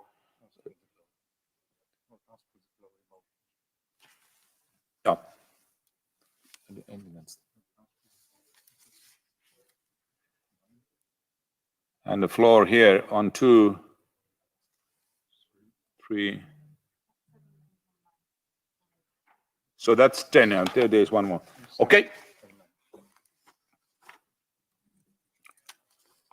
It seems that we must put this on the vote because there are 10 people there. I ask Mr. Bashkin to support the amendment number 6 because we have to vote on this. Please, you have 1 minute.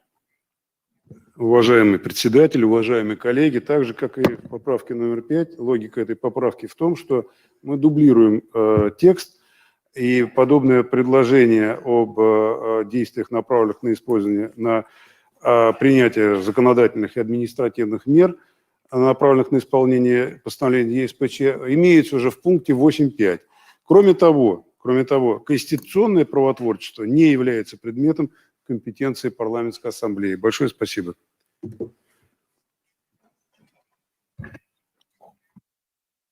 Who want to speak against? Okay, no one. The committee opinion. The committee was against with 2/3 majority. Thank you. Okay, we shall vote now. And we are using the same system like earlier. The vote is now open.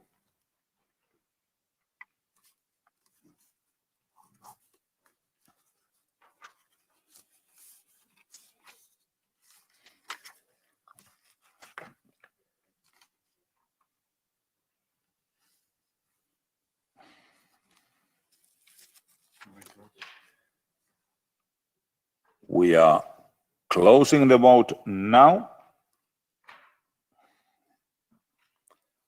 And the result is soon there.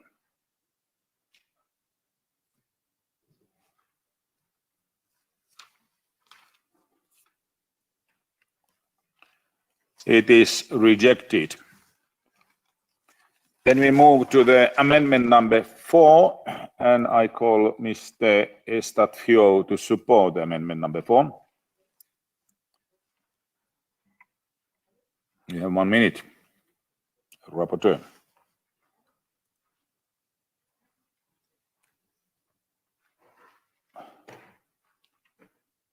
Thank you, Mr. President. I fully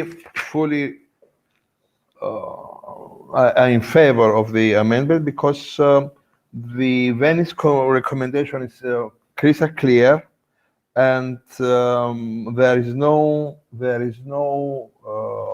room or space for challenge their conclusion and remarks. So I'm in favor of the amendment number 4. Anyone against? Mr. Kiskier, please.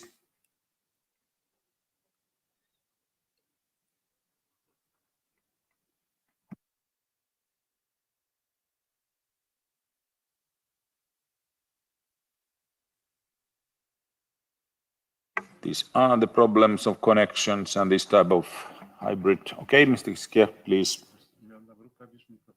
Okay. Да, уважаемые коллеги, я выступаю против этой поправки, поскольку она направлена на вмешательство во внутренние дела Российской Федерации, нарушает принцип суверенитета, основана на неверном истолковании рекомендаций Венецианской комиссии, которая фактически признала соответствие положений Конституции Российской Федерации и Европейской конвенции по защите прав человека. И самое важное, проблематика изменений в Конституцию стран-участниц не относится к прерогативе ПАСЕ. Спасибо.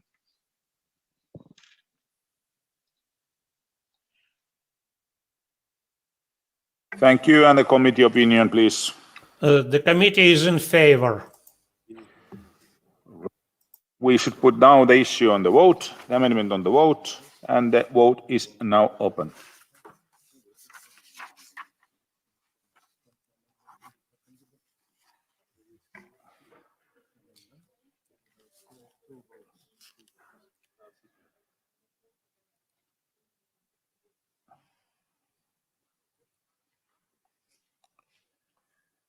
Vote is closed now. And the result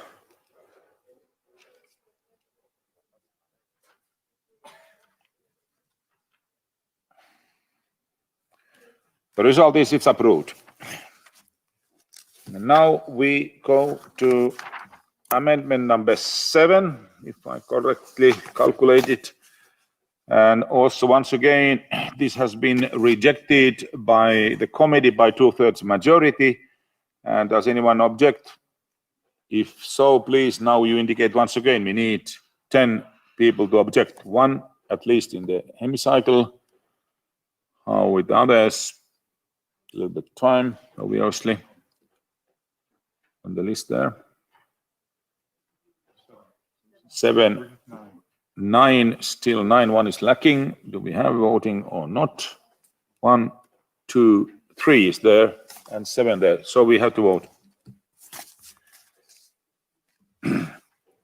Now I ask, we have to vote it, and I call Mr. Pashkin to support the amendment number 7. Уважаемый председатель, уважаемые коллеги, почитайте этот пункт 8.9. Осуждать заявление, дискредитирующее авторитет, осуждать заявление, подрывающее авторитет. А кто решает, какое заявление дискредитирует, а какое нет? Это цензура. Мы на самом деле допускаем расширительное толкование и можем расценивать это как призыв к ограничениям на использование, на высказывание суждения, направленное на совершенствование работы ЕСПЧ. И мы сегодня столько говорим о свободе дискуссии, о разных мнениях, а мы сейчас сразу вводим дискуссию и свободу закрываем. Спасибо большое за внимание. Я прошу поддержать эту поправку.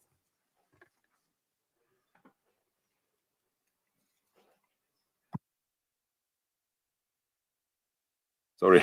Does anyone want to speak against? Vlasenko, please.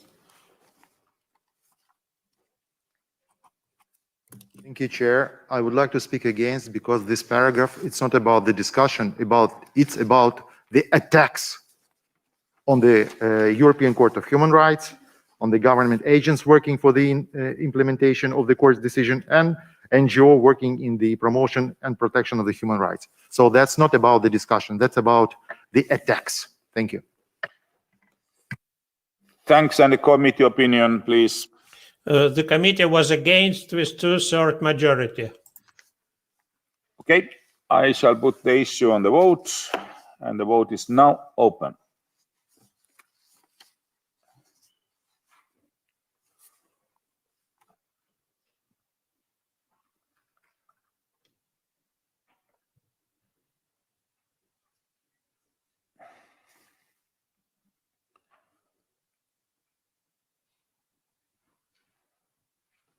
Vote is now closed, and the results.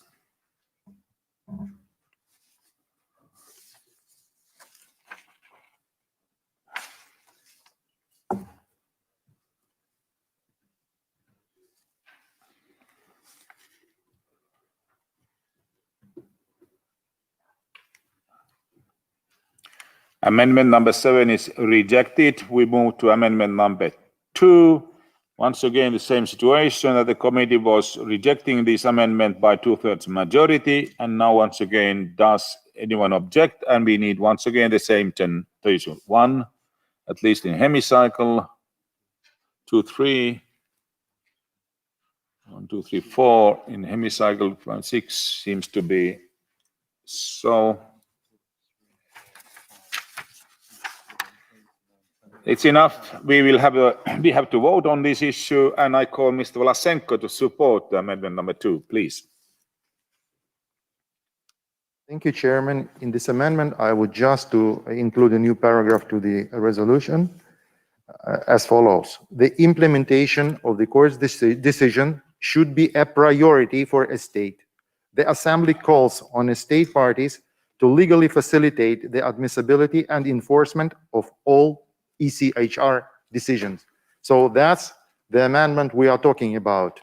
And this amendment just emphasizes that implementation of the ECHR decision should be a top priority for all member states that are the parties of the convention and the members of this assembly. Thank you. Thank you very much. Does anyone wish to speak against?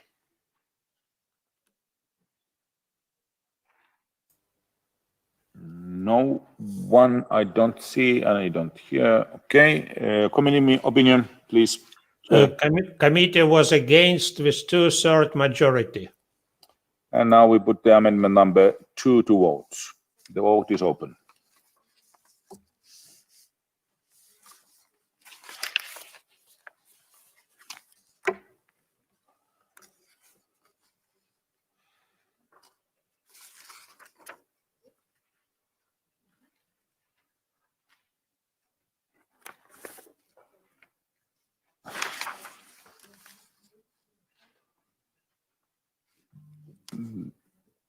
I will close the vote. Vote is now closed, and the results will appear.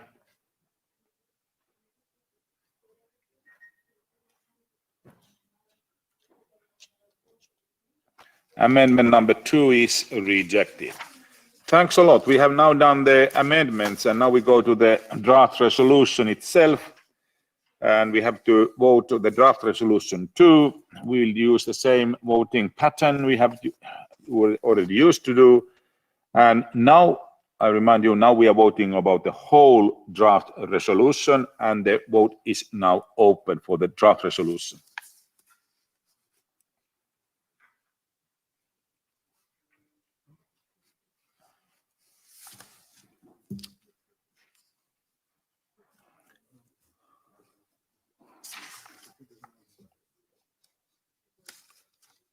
And the vote is now closed.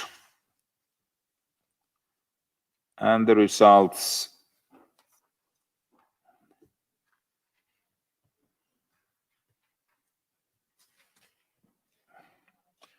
The draft resolution is approved with clear majority. Now we move, the last item on this whole overall item is a draft recommendation. And we will now proceed to vote on the draft recommendation, the same pattern. And the vote is now open for the whole draft recommendation.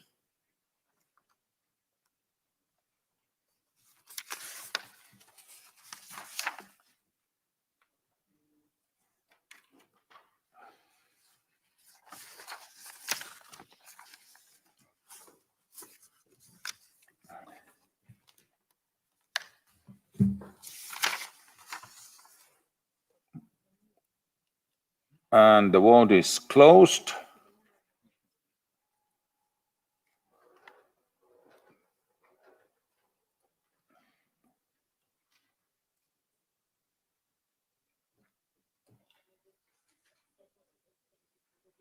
The draft recommendation is adopted with very clear majority.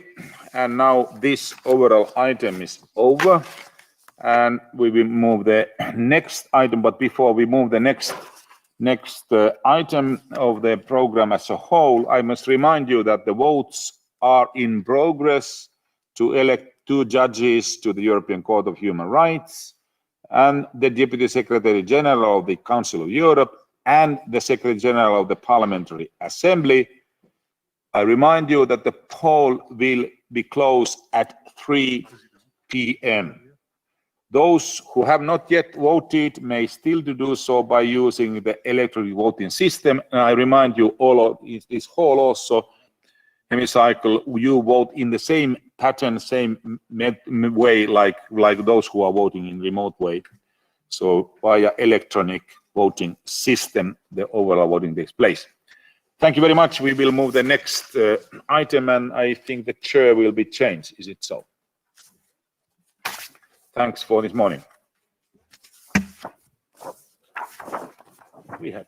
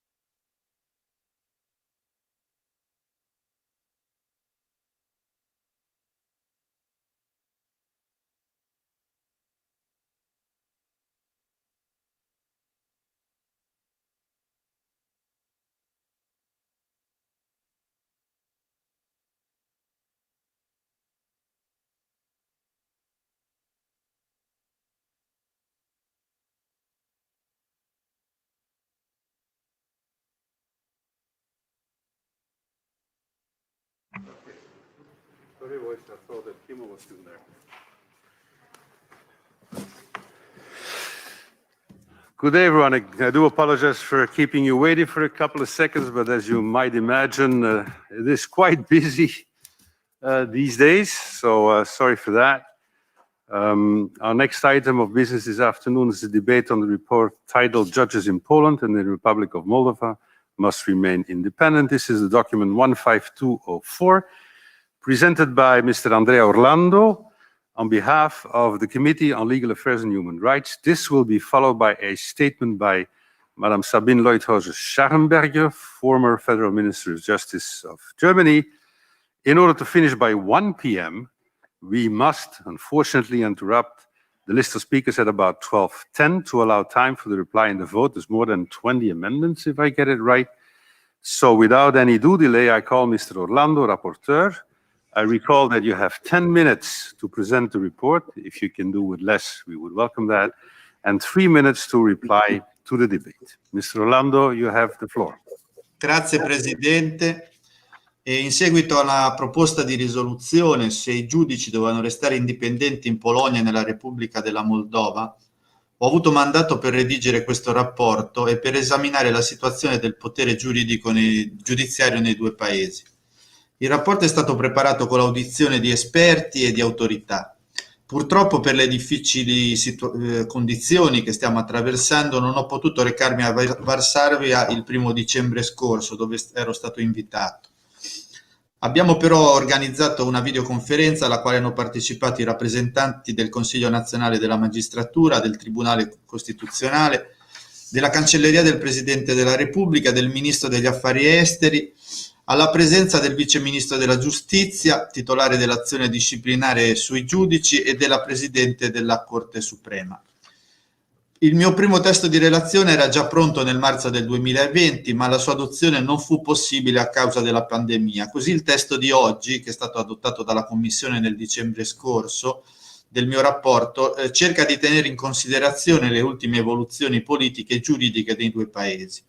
È utile richiamare che l'Assemblea si è già pronunciata sulle questioni dell'indipendenza dei giudici in più occasioni, in particolare nella risoluzione 2188 del 2017, basata sul rapporto del nostro ex collega Brand Fabricius, intitolata Nuove minacce contro il primato del diritto negli Stati membri del Consiglio d'Europa. Esempi selezionati. L'Assemblea ha espresso inquietudine ed ha formulato raccomandazioni specifiche riguardanti i due paesi in oggetto. Purtroppo dopo il 2017 le minacce si sono aggravate e i problemi dei due paesi, però, va detto, sono molto diversi. E voglio ricordare come nel gennaio del 2020 l'Assemblea ha aperto una procedura di monitoraggio per la Polonia e non intendo svolgere un doppio lavoro, mi limito quindi a sottolineare un certo numero di problemi giuridici che sono emersi. Sulla Repubblica della Moldova nell'ottobre del 2019 l'Assemblea ha adottato la sua ultima risoluzione che riguardava il funzionamento delle istituzioni democratiche di quel paese, la 2208. Sono mancate in quest'ultimo ventennio riforme profonde del potere giudiziario, nonostante le raccomandazioni dell'Unione Europea e delle articolazioni del Consiglio d'Europa, come la Greco e la Commissione di Venezia. Il livello di percezione della corruzione è molto alta nel settore pubblico e anche nell'ambito giudiziario. Molti giudici sono stati accusati di complicità nel riciclaggio di capitali e si è parlato frequentemente di privatizzazione dello Stato. Recentemente il governo e il Parlamento hanno approvato la strategia per l'indipendenza e l'integrità della giustizia 2021-2024. È un piano di cui si attende l'attuazione. Inoltre, a seguito delle consultazioni di un gruppo di lavoro del Consiglio d'Europa nel settembre scorso, il governo ha adottato un progetto di emendamento costituzionale. In seguito alla modifica, 12 membri della Corte Costituzionale saranno scelti dai loro colleghi di tutti i gradi della giurisdizione. Questo progetto di emendamento è stato salutato positivamente dalla Commissione di Venezia. Dobbiamo chiedere da questa Assemblea alle autorità moldave di assumere delle misure concrete, in particolare nella lotta alla corruzione del potere giudiziario, in grado di affrontare i diversi casi di conflitto di interesse che riguardano alcuni componenti. Dobbiamo anche raccomandare che le misure anticorruzione non siano più utilizzate con finalità politiche. È in questo contesto che saluto l'impegno della nuova Presidente Sadu nel rafforzamento dello Stato di diritto e in particolare dell'indipendenza dei giudici. Auspico che le autorità porteranno a buon fine le riforme in questo campo. In Polonia invece nell'ottobre del 2015 il partito di maggioranza ha lanciato delle riforme molto discusse. I contenuti sono indicati nel dettaglio nella mia relazione. Ricordiamo qui la fusione del Ministro della Giustizia con la figura del Procuratore Generale, la modifica della composizione del Tribunale Costituzionale, e su questa modifica si è già pronunciata anche questa Assemblea. Vorrei concentrare l'attenzione sull'ulteriore cosiddetta riforma della giustizia avviata nel 2017, che ha suscitato la presa di posizione di questa Assemblea, della Commissione di Venezia, della Commissione europea e della Corte di Giustizia dell'Unione Europea. Vorrei sottolineare come a seguito di queste modifiche i 15 giudici del Consiglio nazionale della magistratura sono stati eletti dal Parlamento e nel marzo 2018 il Parlamento ha proceduto ad eleggere 15 nuovi giudici, così i 15 vecchi membri sono stati revocati. Una nuova legge ha inoltre istituito all'interno della Corte Suprema 2 nuovi collegi, la Camera Disciplinare e la Camera per il Controllo Straordinario degli Affari Pubblici. La Corte di Giustizia dell'Unione Europea, in una pronuncia del 2019, in riferimento alla composizione politica del Consiglio nazionale della magistratura, ha concluso che la Corte Suprema polacca deve verificare l'indipendenza della nuova Camera Disciplinare, al fine di determinare se questo collegio può validamente conoscere le litti concernenti il pensionamento dei giudici della Corte Suprema. Come conseguenza nel dicembre del 2019 la Corte Suprema ha concluso che la Camera Disciplinare non è un tribunale imparziale in base al diritto dell'Unione. In gennaio dello scorso anno la Corte Suprema ha adottato una risoluzione in cui si afferma che la partecipazione di un giudice nominato dal nuovo Consiglio nazionale dei magistrati può produrre la nullità di procedimenti penali e civili. Ma questa pronuncia è stata giudicata incostituzionale dal Tribunale Costituzionale polacco. In aprile del 2020 la Corte di Giustizia dell'Unione Europea ha chiesto alla Polonia di sospendere il funzionamento della Camera Disciplinare. In seguito la Camera Disciplinare ha cessato le pronunce riguardanti le procedure disciplinari. Tuttavia ha proseguito l'esame delle richieste di eliminazione dell'immunità dei giudici e ha così cancellato tale immunità per 3 giudici. Secondo la Commissione questo è avvenuto contro il diritto dell'Unione Europea, che ha pertanto inviato una lettera di integrazione alla procedura di infrazione già avviata nell'aprile del 2020. Un altro aspetto controverso è quello della legge sull'organizzazione della giustizia ed in particolare le norme per il pensionamento e per le sanzioni disciplinari dei giudici. Su questi 2 punti la Commissione europea ha avviato 2 procedure di infrazione che sono attualmente di fronte alla Corte. Sul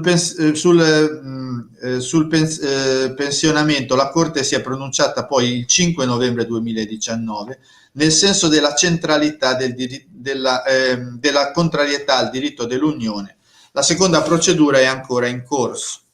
Il 20 dicembre 2019 la Sejm ha adottato una legge che introduce alcune ulteriori sanzioni disciplinari riguardo al diritto di espressione dei giudici.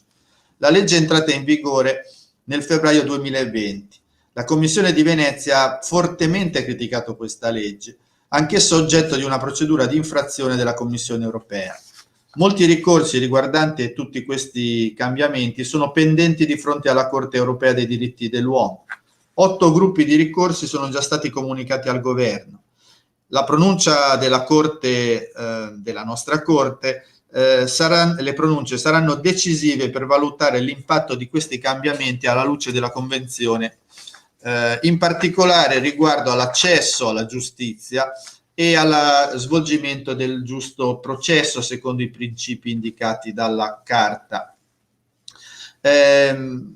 Per concludere vorrei sottolineare come queste riforme hanno prodotto uno scisma giuridico che può rendere difficile la giustiziabilità di diritti. La Commissione di Venezia ha emesso delle raccomandazioni per superare questa crisi, proponendo di tornare alle vecchie regole rispetto alla elezione dei membri del Consiglio nazionale della giustizia e di rivedere la composizione della Corte Suprema e di ridurre le sue competenze. E di tornare alla vecchia procedura riguardo alla scelta del primo presidente, così come di stabilire nuove competenze del potere giudiziario in materia di nomina e revoca e promozione dei giudici. Credo che sia giusto sottolineare come ognuno delle scelte compiute dalla Polonia trovi riferimento in qualcuno degli ordinamenti dell'Unione Europea, ma credo non esista un altro paese nel quale tutte queste scelte, nelle quali la politica interviene nell'attività della giurisdizione, incidano contemporaneamente. È per questo che non possiamo che sottolineare la criticità di queste scelte, così come è contenuto nella mia relazione. Vi ringrazio per l'attenzione. Thank you very much, Mr. Rapporteur, Mr. Orlando. We will now hear a statement by Madam Sabine Leuthäuser-Schnarrenberger, former Federal Minister of Justice of Germany. Madam Leuthäuser, I'm very, very glad to have you on board for your expertise. And without any due delay, I will give you the floor for 10 minutes. I do apologize because I know we could debate for hours on the issue, given your expertise on the issue itself. But unfortunately, I can only allow you 10 minutes because we've got so many people wanting to intervene and amendments. So without any due delay, Madam Minister, you have the floor. Ganz herzlichen Dank, Herr Präsident, meine Damen und Herren, dass ich zu dieser wichtigen Debatte zum Rechtsstaat, zur Arbeit des Europäischen Menschenrechtsgerichtshofs einige Ausführungen machen darf. Und ich habe die bisherige Debatte auch zum ersten Tagesordnungspunkt interessiert verfolgt. Ich möchte vorab sagen, als Justizministerin habe ich selbst Urteile des EGMR in Deutschland umgesetzt. Zur Sicherungsverwahrung, zu langen Gerichtsverfahren. Es ist der politische Wille notwendig, diese Urteile ernst zu nehmen und diese Urteile dann auch in nationales Recht zu überführen. Und die Debatte heute zeigt, es ist leider nicht überall dieser ausgeprägte politische Wille da, auch die Menschenrechte so hoch zu achten, dass sie in der nationalen Politik den höchsten Stellenwert haben. Es geht gerade eben nach dem Beitrag von Herrn Orlando, ich gratuliere ihm zu seinem Bericht, ja um die Unabhängigkeit der Justiz. Das ist das zentrale Element eines Rechtsstaates. Denn wenn Bürgerinnen und Bürger nicht mehr der eigenen Justiz vertrauen können, wenn sie willkürlich dort behandelt werden, wenn ihre Meinung nicht geachtet wird, wenn sie willkürlich im Gefängnis sitzen, dann verlieren sie natürlich das Vertrauen in ein System. Und deshalb ist so entscheidend, dass es die Unabhängigkeit der Richterinnen und Richter gibt. Und dieser obere Grundsatz, der ist leider auch in einigen Mitgliedstaaten nicht nur des Europarates, sondern auch der Europäischen Union verletzt worden. Und das zeigt der Bericht von Herrn Orlando mit Blick auf Polen. Ich möchte es etwas zugespitzt sagen, nach den Einzeldarstellungen, die wichtigen Schritte, die Herr Orlando erwähnt hat. In Polen erleben wir leider eine Transformation von einer mehr unabhängigen Justiz zu einer Justiz, die den politischen Vorgaben der Regierung entsprechen soll. Und damit zu einer Justiz, in der die Richterinnen und Richter eben nicht diese Unabhängigkeit haben. Und das ist der Hintergrund für die Änderungen der Disziplinarkammer. Das ist der Hintergrund für die neuen Verfahren zur Ernennung, aber auch zur Entlassung von Richterinnen und Richtern aus dem Justizdienst. Das soll sie abhängig, auch in ihrer inneren Meinungsbildung machen. Und dieser Prozess geht seit über 4 Jahren, meine Damen und Herren. Die vielen Urteile des Europäischen Gerichtshofs hat Herr Orlando erwähnt. Und deshalb, es muss wieder stärker der politische Wille in den Mitgliedstaaten da sein, solchen Entwicklungen nicht den Raum zu geben, wie wir es in Polen, aber auch in anderen Staaten erleben. Die Europäische Kommission schaut ganz besonders auch auf Ungarn, auf Malta, auf Bulgarien, Rumänien. Und Sie hier im Europarat schauen auf 47 Mitgliedstaaten in sehr unterschiedlicher Ausprägung, was ihre Rechtskultur, ihre Rechtstradition und eben ihr Rechtssystem angeht. Und deshalb ist diese Debatte hier wichtig, auch hybrid, auch online. Und deshalb sind diese Berichte so wichtig, meine Damen und Herren. Aber es geht ja auch im ersten Teil der Debatte darum, dass die Urteile des Europäischen Menschenrechtsgerichtshofs, der sehr gelobt wurde, zu Recht, auch effektiv umgesetzt werden.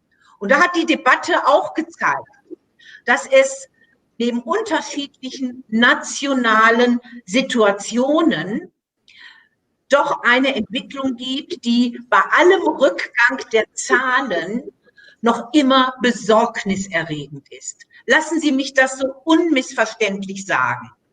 Über 60.000 Verfahren sind beim Europäischen Menschenrechtsgerichtshof anhängig und über 5.200 Urteile sind im Supervision-Prozess des Ministerkomitees. Und das ist, meine Damen und Herren, wirklich erschreckend. Denn bis zu 18 Jahren dauert es, dass Urteile umgesetzt werden oder gar nicht umgesetzt werden in nationales Recht. Und das ist, lassen Sie es mich so offen sagen, Rechtsverweigerung. Urteile, die keine Wirkung entfalten, das bedeutet Rechtsverweigerung. Das bedeutet neben Statistik einfach das Fortbestehen von schlimmen Verletzungen von Menschenrechten, die eben in der nationalen Justiz nicht beseitigt werden. Denn das nationale Recht ist der erste Schritt. Und wenn es versagt, wenn die nationale Justiz sich nicht an Standards hält, sich nicht an diese elementaren Menschenrechte der Europäischen Menschenrechtskonvention hält, dann kommt der Europarat als letzte Hoffnung für viele Menschen, die willkürlich in Haft sitzen, die nach Demonstrationen festgenommen werden, zu Tausenden, die nicht zur Wahl zugelassen werden. Dann können sie auch nicht in den Prozess im eigenen Land sich einbringen. Und immer wenn das untersagt wird, dann ist der Europarat da, diesen Menschen, und es sind viel, viel zu viele, diesen Menschen eine letzte Hilfe zu geben, der letzte Rettungsanker für diese Menschen zu sein. Und deshalb ist mein ganz großer Appell an die Mitgliedstaaten, auch an die Regierungen: Beachten Sie diese Urteile, beachten Sie das, was der Europarat macht. Das ist nicht Nachlässigkeit, das ist das Wichtigste, was es gibt für jeden, für jedes System, für jeden Menschen. Menschenrechte leben und in einem System sich enthalten können, friedlich, ohne Gewalt. Und deshalb muss Entwicklungen, wie wir sie in Polen, in Ungarn, woanders erleben, wo die Justiz ein Stück deformiert wird, was die Kommission unmissverständlich immer wieder sagt, muss diesem Prozess entschieden entgegengetreten werden. Und hier ist in der Debatte heute Morgen natürlich immer ein Name gefallen, ganz klar in der aktuellen Situation, das ist Alexei Nawalny, der jetzt wieder in Haft sitzt. Und ich möchte das nur aufgreifen, neben allen anderen wichtigen Fällen und Verfahren, die es hier gibt beim EGMR und in den nationalen Ländern. Nawalny hat inzwischen 7 Urteile des Europäischen Menschenrechtsgerichtshofs erstritten. Das heißt, 7-mal hat Russland verloren. Und auch jetzt gerade Ende letzten Jahres ist Russland wieder verurteilt worden, einen Schadensersatz zu zahlen. Und die Festnahme jetzt beruhte auf einem Urteil, das auch schon der Europäische Menschenrechtsgerichtshof vor Jahren beanstandet hatte, nämlich 2012. Also die Bilanz zur Entwicklung des Rechtsstaats, der Arbeit der Justiz, der Achtung der Menschenrechte.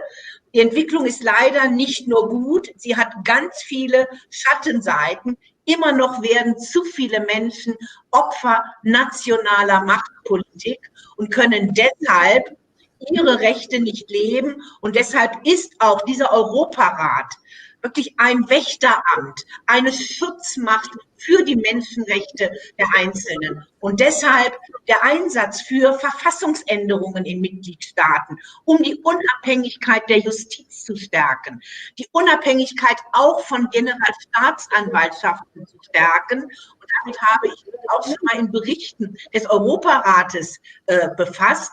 Das ist ganz entscheidend, damit die Schicksale hinter den Zahlen eben sehen, es gibt Hoffnung, damit sie sehen, Justiz greift.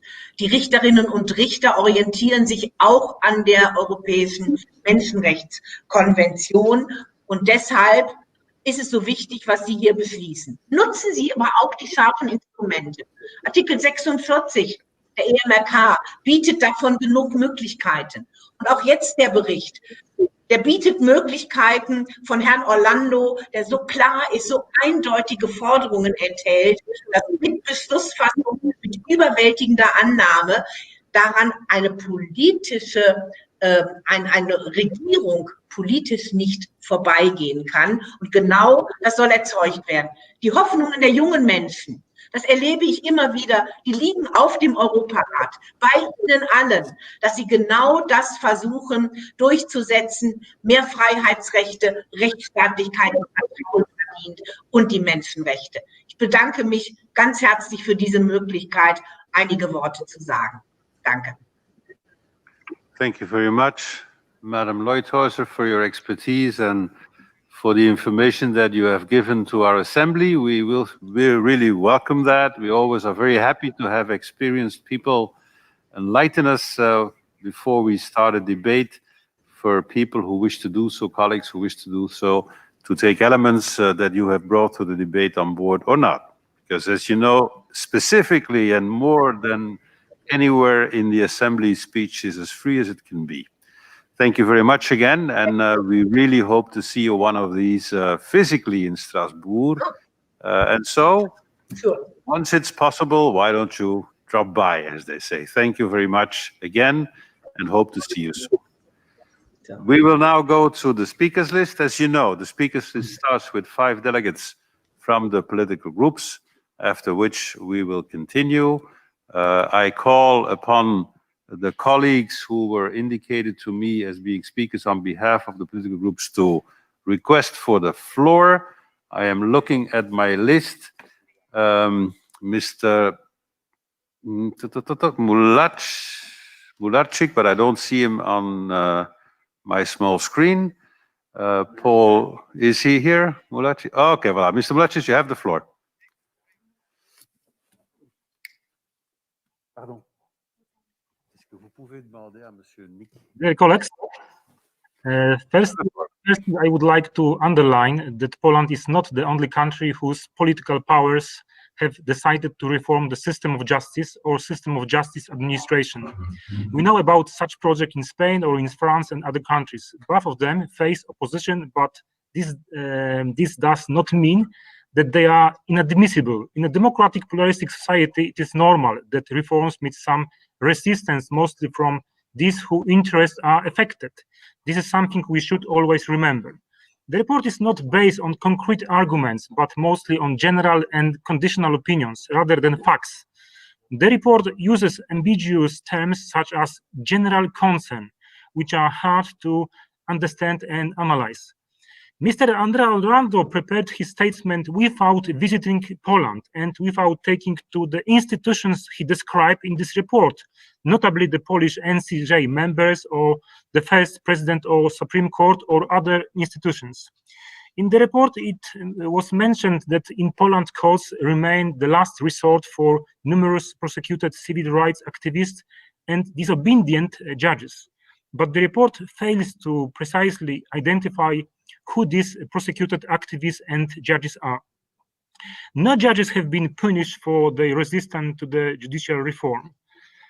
Regarding to the merger of the function of the Minister of Justice and the Prosecutor General, one should remember that those two offices were merged between 1990 and 2010. In that period, Poland became a member of the Council of Europe and the European Union, and such situation was never criticized. The Polish NCJ, there is no rule that states that National Council of the Judiciary of Poland members who are judges could be only elected by other judges. The manner of election does not prejudge the independence or lack of it. The Supreme Court issues. The Court of Justice of the EU has now ruled that the current structure of Polish Supreme Court is contrary to the EU law. I would like to mention that the disciplinary chamber only works within the frames as set out by the judgment CJEU. The ordinary courts issue. The president and vice president of the Polish courts have no power over the jurisdiction of particular judges. They have only administrative competence. As I mentioned before, the thesis that hundreds of judges and prosecutors have been subjected to various forms of harassment in recent years has no factual basis, and Mr. Orlando does not offer evidence to support this argument. I will stress that explanatory proceedings are not harassment, but they are not normal element of disciplinary proceeding that allows a potential disciplinary delect to be examined. Disciplinary prosecutors are judges who are independent from both the NCJ and Ministry of Justice and also from judges' associations. None of the concerns expressed in the report were based on actual events. There is no political pressure on judges, and there has been no political sentence judges. Okay, I'm finishing. Judges in Poland are not harassed. I would like to express my disappointment with Mr. Andrea Orlando report, who cooperate with please conclude. Group within the Polish judiciary and who cooperate with opposition, and didn't want to engage with the Polish institutions that I mentioned above or listen to their arguments. This is not an objective report. Polish MP from the European Conservative. Will you please conclude? And if they are not accepted, we will be voting. Okay. Next speaker on the list is Mr. Paul Gavin from Ireland for UEL.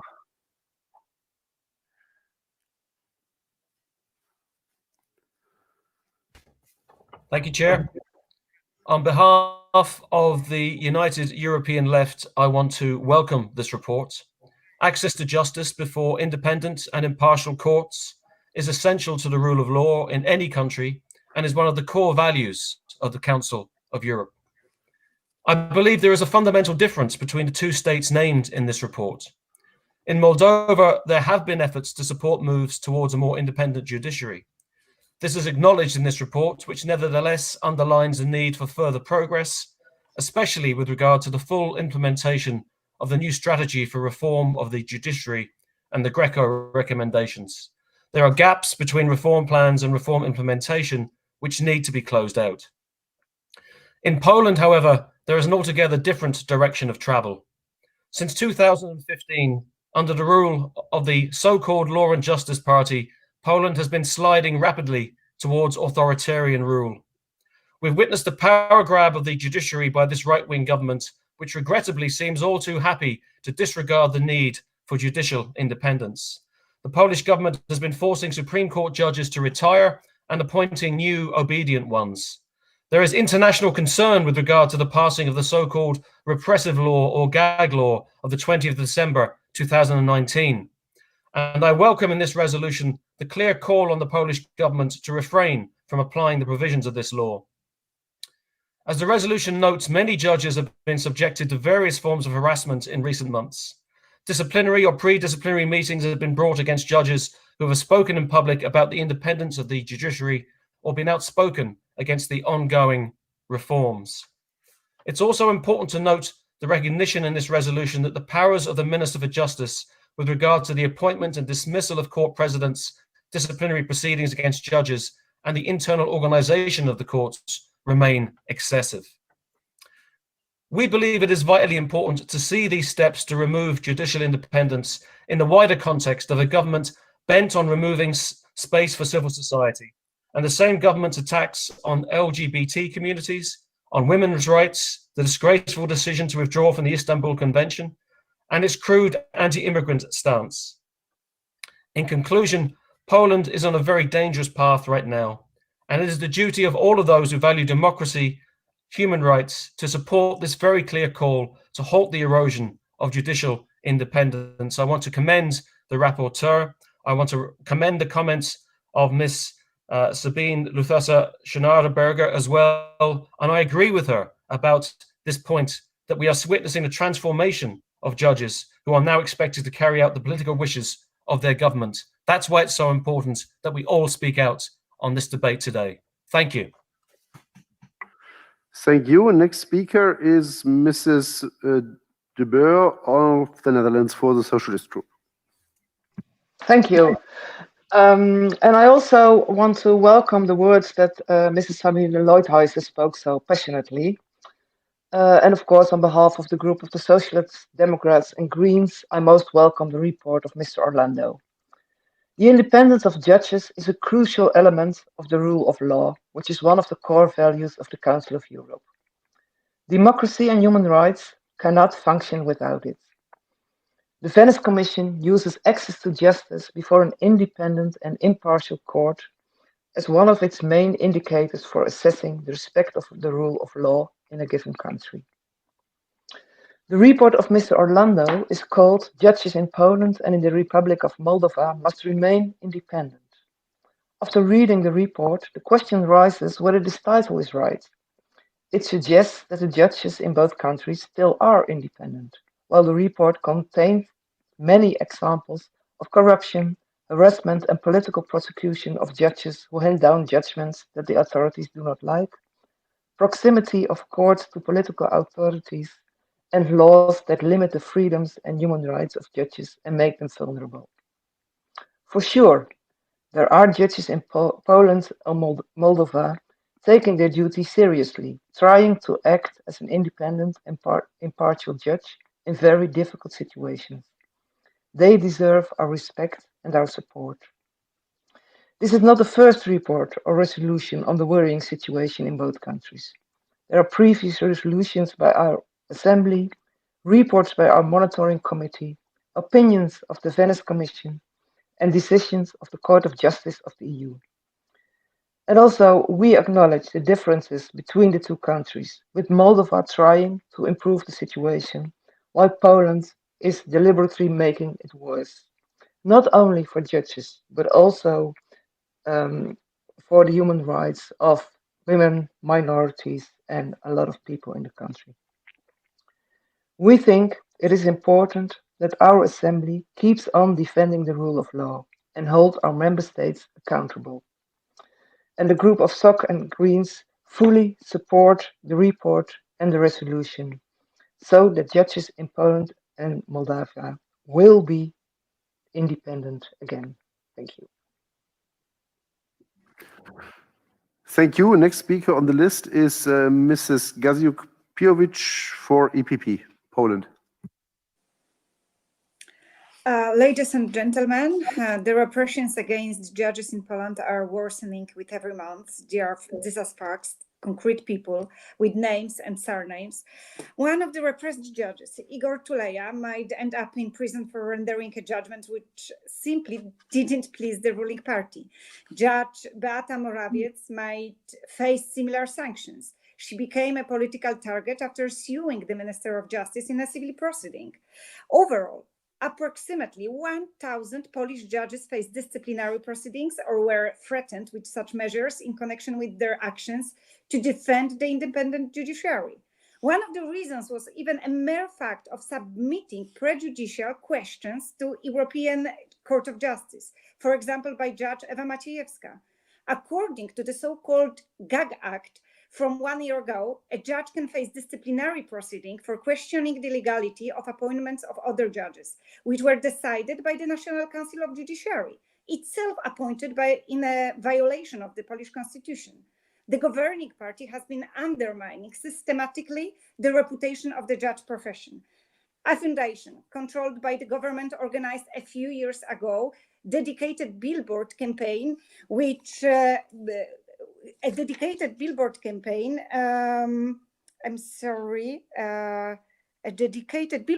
to stigmatize the judges and undermine the public trust in this profession. In 2019, journalists revealed an organized group of haters in the Ministry of Justice. Its members used internal information of the ministry in their social media activity to attack and defame judges and politicians known for defending the independence of the judicial system. Ladies and gentlemen, reports have given you just a glimpse of the deep destruction to the independent judicial system caused by the governing party in my country. These examples alone show clearly why we need reports such as the one presented today, picturing the situation comprehensively and accurately. Without any doubt, they are an important weapon in our fight for the independence of the judiciary. I trust that this and similar reports will help us to reconstruct faster the independent judiciary and the rule of law in Poland.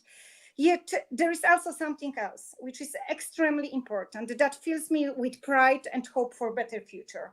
The steadfastness of Polish judges who firmly defend the independence of the judicial system. So once again, let me express my gratitude for this report in the name of EPP Group. I hope that this and other reports will be followed by decisive actions of all European institutions. Thank you very much. Thank you. Next speaker on behalf of ALDE Group is Mrs. Mehl from Norway.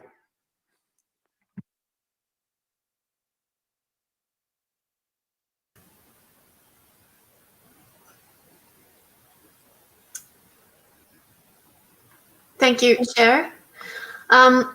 President and dear colleagues, on behalf of the ALDE Group, I would like to thank the rapporteur for this thorough report. The ALDE Group welcomes this resolution as important. A safe and fair society is built on rights and duties for the individual, many of which are adopted by law. However, these rights and duties are not of any value unless they are guaranteed by an independent judiciary. The existence of an independent court system, independent from political power, is an absolute requirement for a liberal and free society where human rights can be guaranteed for all. The ALDE Group shares the concern about how legislative and administrative measures are putting the rule of law and independence of the judiciary at risk in Moldova and Poland. Distance between the legislative and judicial branches are necessary for courts to be independent. And threatening, demoting, or silencing judges or other critical voices, as has been reported in Poland, is both alarming and totally unacceptable. We share high respect for individual cultures also with regard to different legal systems. However, implementing measures that undermine the independence of the national legal system, a core pillar of democracy, is unacceptable. National safeguards of cultural values should be ensured in other ways, not through challenging the independence of the judiciary. The situation in Poland and Moldova is serious. The Assembly and other international bodies have repeatedly spoken up and have urged both Poland and Moldova to take action and bring their practice in line with democratic principles and the rule of law.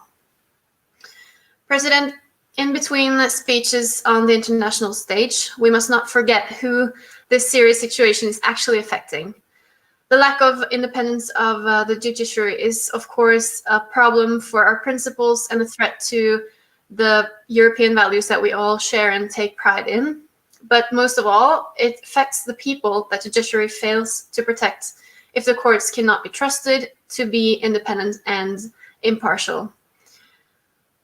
On behalf of the ALDE group, we call on Moldova and Poland to listen to the messages from both the international society and their own civil societies and answer not with harassment of judges, undemocratic legal reforms, and corruption, but with ensuring the independence of the judiciary, both in law and in practice. Thank you. Thank you. This concludes the speakers on behalf of the political groups. Next speaker on the list is Mr. Smisek from Poland. Thank you, Mr. President. I would like to thank Mr. Orlando for his hard work and comprehensive report. It is more than 6 years since the process of dismantling and destruction of the rule of law began in my country. Independent institutions became main target of the attack of the ruling party. Why?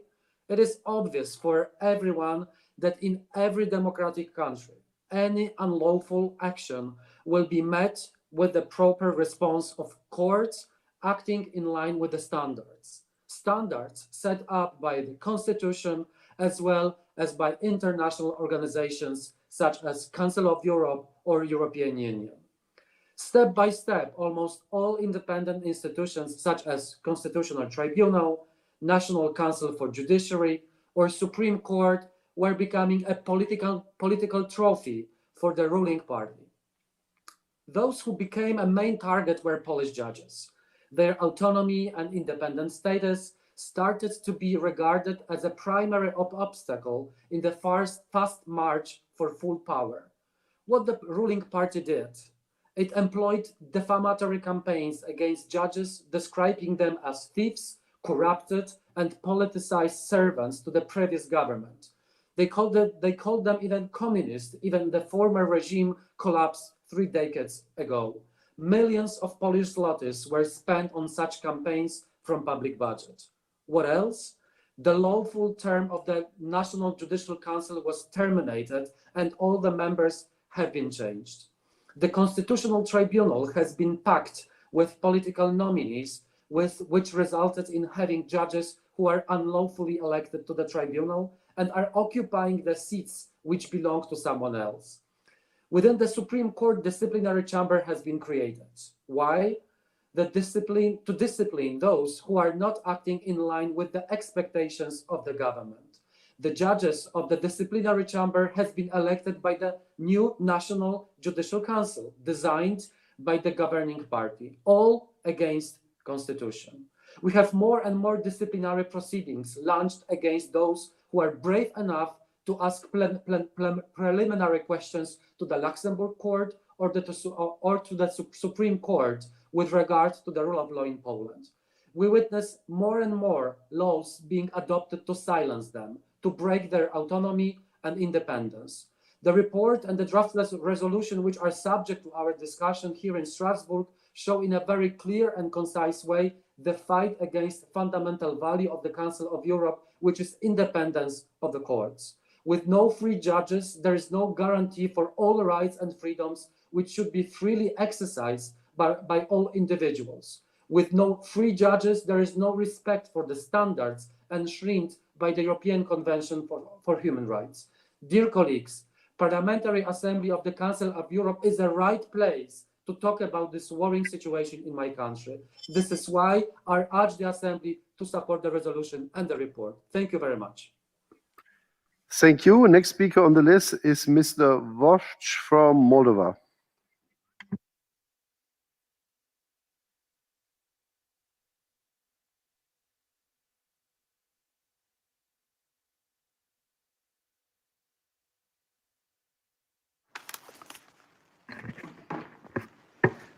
There is a fundamental difference between criticizing one's country and criticizing those who are ruining it.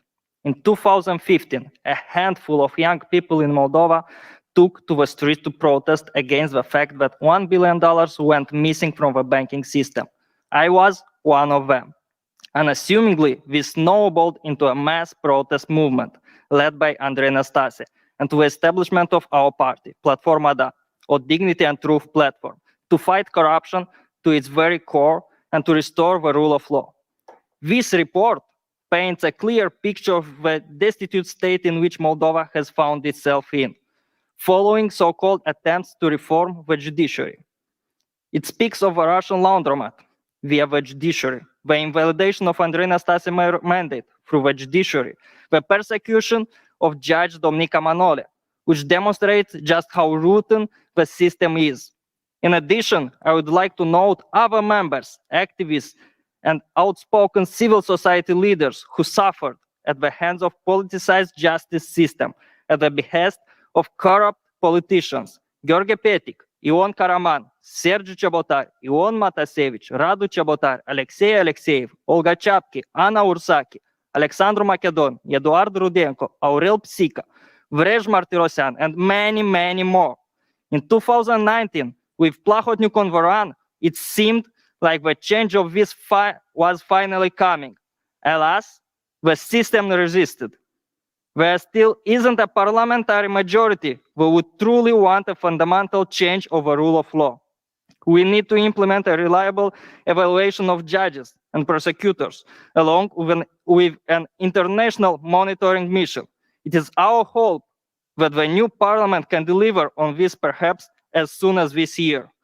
In closing, I urge all members of the Parliament Assembly of the Council of Europe to vote for this resolution and to keep a close eye on Moldova, on the judiciary, on the politicians that hope to undermine it still, and to show support to the judges that do have the courage to be fair, to stand up for injustice.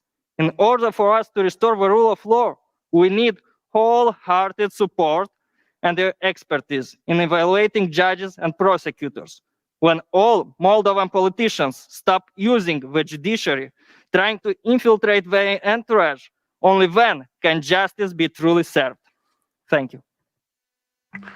Thank you. Next speaker on my list would be Mrs. Vonner from France, but she's not in the allocated seat. Mrs. Vonner, somewhere else? No. Then the next speaker on the list would be Mr. Kleinwächter from Germany online.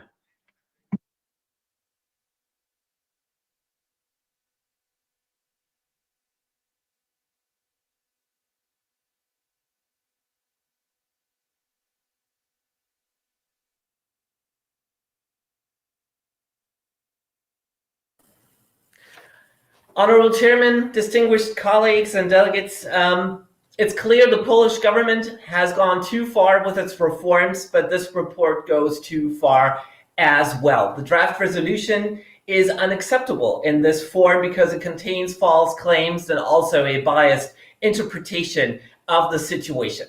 Let's face it, the political situation in Poland is marked by an extreme confrontation between the two major political forces, PiS and PO. It's basically like the left and right divide that we've seen between Trump and Biden in the USA. So the situation is not that easy to judge. One side tries to block the other, one side tries to undo what the other has done, and both sides fight with unfair means. And actually, this breach of the principle of consensus that is so important for a parliamentary democracy is more of a threat to democratic society in Poland than these constitutional reforms are, which are carried by democratic elections and decisions. We've seen elections, presidential elections in Poland last year, and elections do the same in 2019, and PiS has always won. So the Polish people seem to like these reforms. The draft report actually goes way too far in its choice of words, because there are passages like in paragraph 4, the Assembly condemns the campaign of intimidation waged by the political authorities against the justice system in general.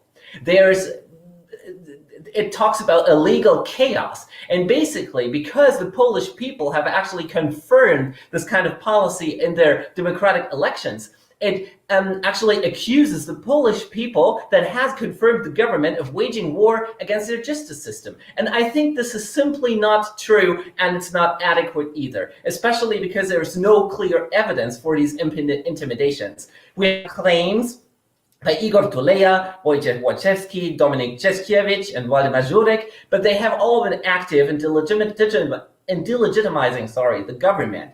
And so while I believe that these constitutional reforms that have been done in Poland are wrong, they are made and have been made in democratic processes by parliamentarians elected by the Polish people.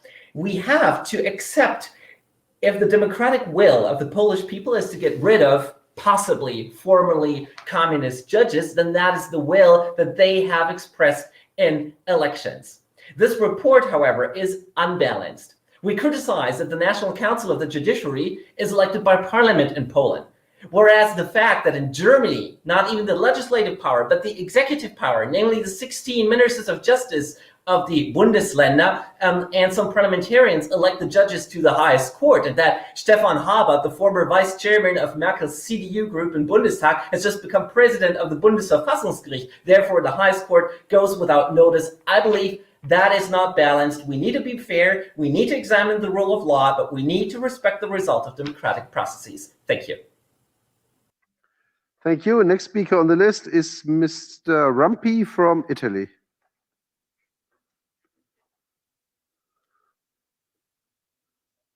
Presidente, signori colleghi, invece credo proprio che questa relazione sia particolarmente equilibrata, molto approfondita, e vorrei rispondere al primo collega polacco che è intervenuto per dire che la voce del governo, il punto di vista del governo, il collega Orlando lo ha potuto ascoltare con grande profondità perché è trasmesso con una potenza di fuoco incredibile da tutto il sistema radiotelevisivo e da tutto il sistema di propaganda del governo polacco, e questo è uno dei problemi, perché la divisione dei poteri in una democrazia è il suo fondamento e l'indipendenza della magistratura è un fondamento che garantisce ai cittadini rispetto al potere temporaneamente al governo. Lo dico anche rispetto all'intervento dell'ultimo collega. Potremmo notare che la legge elettorale polacca ha costruito una maggioranza che non è la maggioranza dei cittadini, è una maggioranza potenziata dal meccanismo elettorale per votare, ma in una divisione dei poteri una maggioranza che serve per governare non può da sola essere sufficiente per modificare le regole dello stare insieme, in particolare la questione costituzionale del potere, dell'indipendenza della magistratura. Allora, ecco, io credo che oggi, in particolare la Polonia, poi dirò qualcosa anche sulla Moldova, deve accettare di tenere conto delle osservazioni positive, costruttive che gli altri paesi democratici e che i paesi del Consiglio d'Europa le danno, perché noi siamo tutti qui riuniti per cercare di fare il meglio per la tutela dei diritti umani, e decidere di far parte di questo consesso vuol dire tenere conto anche delle osservazioni che vengono fatte da altri paesi. È successo tante volte che osservazioni anche rilevanti fossero fatte al mio paese. Ad esempio, il collega Orlando, che è stato ministro della giustizia, si è occupato di intervenire sul sistema delle carceri quando era ministro, perché gli venivano fatte delle osservazioni importanti rispetto alla condizione delle carceri in Italia, che non erano adeguate, e tutte oggi non lo sono, e c'è ancora molto lavoro da fare. Allora qui non si tratta di difendere lo status quo di ogni paese, ma di cercare di lavorare insieme per migliorare. E oggi quello che sta succedendo in Polonia è preoccupante per ognuno di noi, perché in ognuno dei nostri paesi può succedere che una maggioranza temporanea modifichi le condizioni dello stare insieme.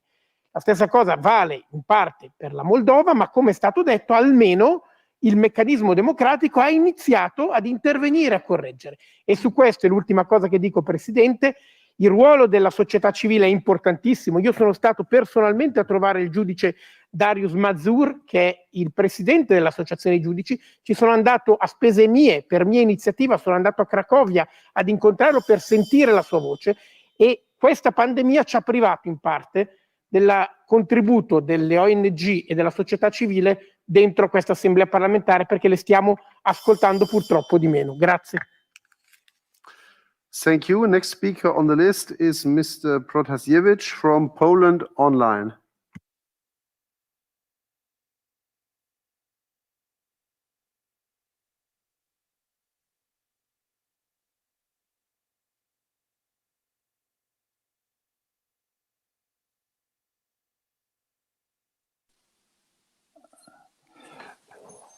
Thank you, Chair. Dear colleagues, Mesdames and Messieurs députés, allow me to start with some personal remarks. as a former member of the Polish democratic opposition, I fought in the 80s for independent democratic state of Poland with independent judiciary, which I believed is one of the cornerstones of a democratic rule of law. And I do still believe that it is, which doesn't mean that I can't see some citizens' concerns relating to functioning of judiciary in Poland. Long-lasting proceedings, not always fair judgments, sometimes obvious mistakes of the courts caused dissatisfaction and even frustration among part of Polish population. A political promise to fix the system was one of the reasons the current government coalition was able to win election in 2015. However, so-called judiciary reforms introduced during the last 5 years haven't changed things for better. In contrary, court cases take even more time today than 5 years ago.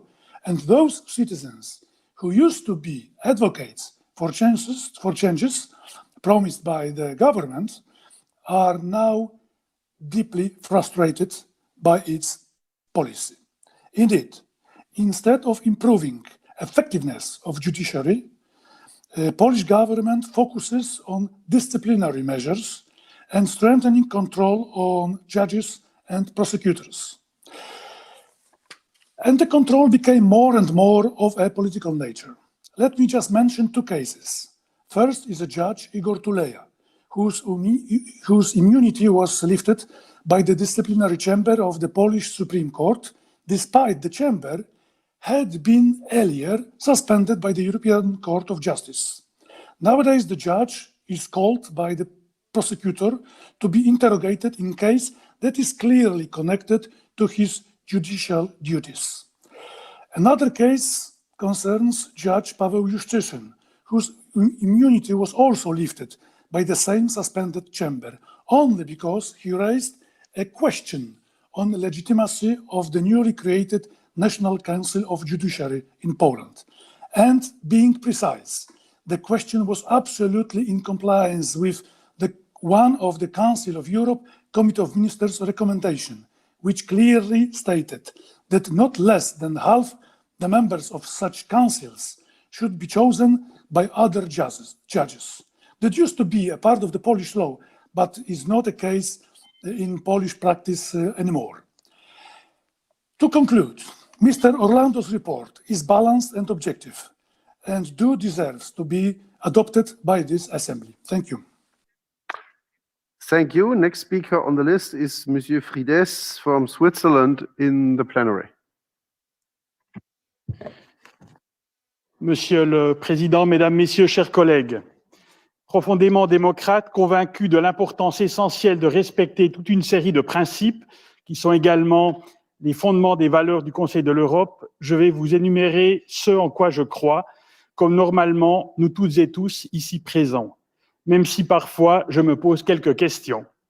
Donc voici ma profession de foi. Je crois dans le principe de l'égalité, dans le respect des droits fondamentaux de l'individu, dans un système électoral juste, équitable et transparent, dans l'état de droit, dans la séparation des pouvoirs, avec un législatif qui élabore les lois et exerce la haute surveillance sur le fonctionnement de l'État, un exécutif qui exerce le pouvoir sous contrôle du législatif et dans le plein respect des lois et des citoyens, et surtout une justice indépendante, impartiale, disposant des moyens d'exercer librement son action.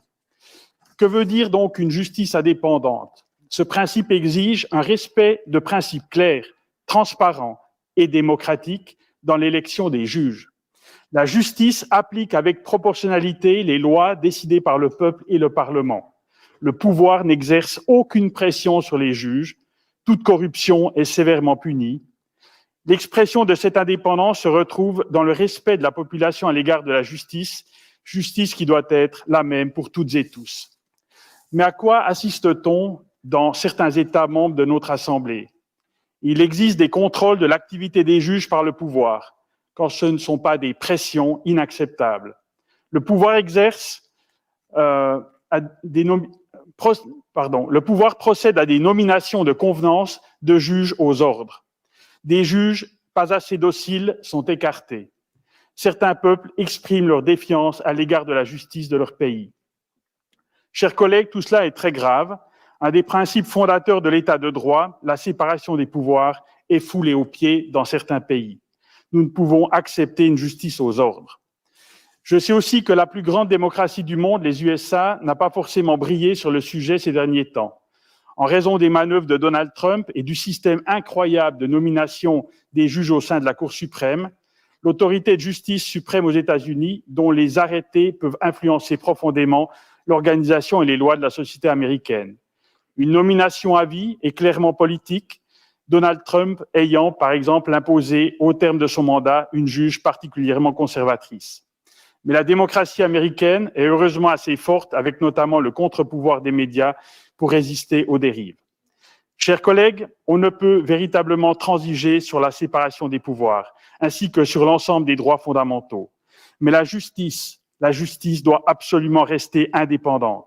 Je remercie sincèrement l'auteur de cet excellent rapport de nous le rappeler clairement. Merci. Merci. Next speaker on the list is Mr. Zygmunt from Hungary online. Thank you, Mr. President, dear ladies and gentlemen, dear colleagues. All member states have specific constitutional solutions that are rooted in their history and legal traditions. These differences should be protected given the fact that national identity is inherent in the fundamental political and constitutional structures of a member state. The European legal system is based on shared common values, including the rule of law, but we have different legal systems in every state. However, in every member state, the independence and proper functioning of democratic institutions, with special regard to the judiciary, as well as the protection and promotion of fundamental rights, should be in line with the Council of Europe standards. Sometimes it's not easy to formulate a judgment on a national legal system when evaluating national institutional solutions or the characteristics of a given legal system, and in every case, the constitutional framework shall also be taken into account. In my opinion, in the report, there is no concrete evidence of harassing judges because of political reasons or political influence on the judicial activity of Polish courts. The rapporteur does not indicate any cases showing that the government influenced the judges or court independence. I would like to point out one very important aspect. The Polish judiciary has never accounted for its communist past. Only some most compromised judges of the Supreme Court were expelled in 1990. The majority in common courts remained unaffected. Gradually, judges of these courts, including those involved in persecution of human rights, made progress and were promoted, achieving in some cases the highest court of the country. Such judges that sentence people to years in prison for distributing anti-communist leaflets, organizing strikes, and marching in street demonstrations are sitting there even today. We have had similar situations in the former communist countries.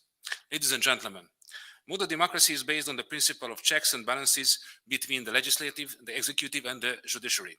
In Poland, it has been distorted for years. Judges enjoyed wide immunity, which will be preserved in terms of the new law too. But there was no real accountability if they were in breach of conduct. This needs to be addressed so that the judicial independence is preserved, but also the balance is restored.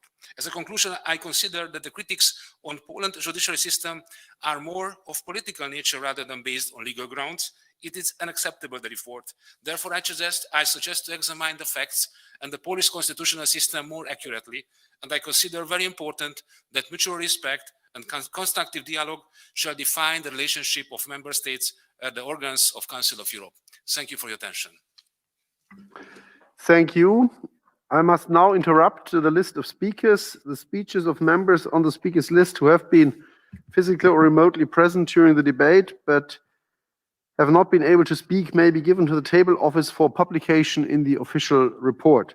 I remind colleagues that the texts are to be submitted in TypeScript electronically if possible, no later than 4 hours after the list of speakers is interrupted, so briefly after 1600. Mr. Orlando, do you wish to reply to the debate? You have 3 minutes. You there? Not there? Oh, it's online. Okay, sorry.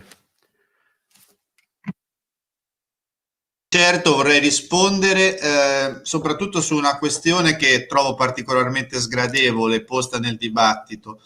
Io ho dato disponibilità a recarmi in Polonia il 1° dicembre per incontrare le autorità. Non è stato possibile per le ragioni che tutti sappiamo legate alla pandemia. Questo non ci ha impedito di avere un incontro con le autorità che ho richiamato e che hanno potuto esprimere il loro punto di vista.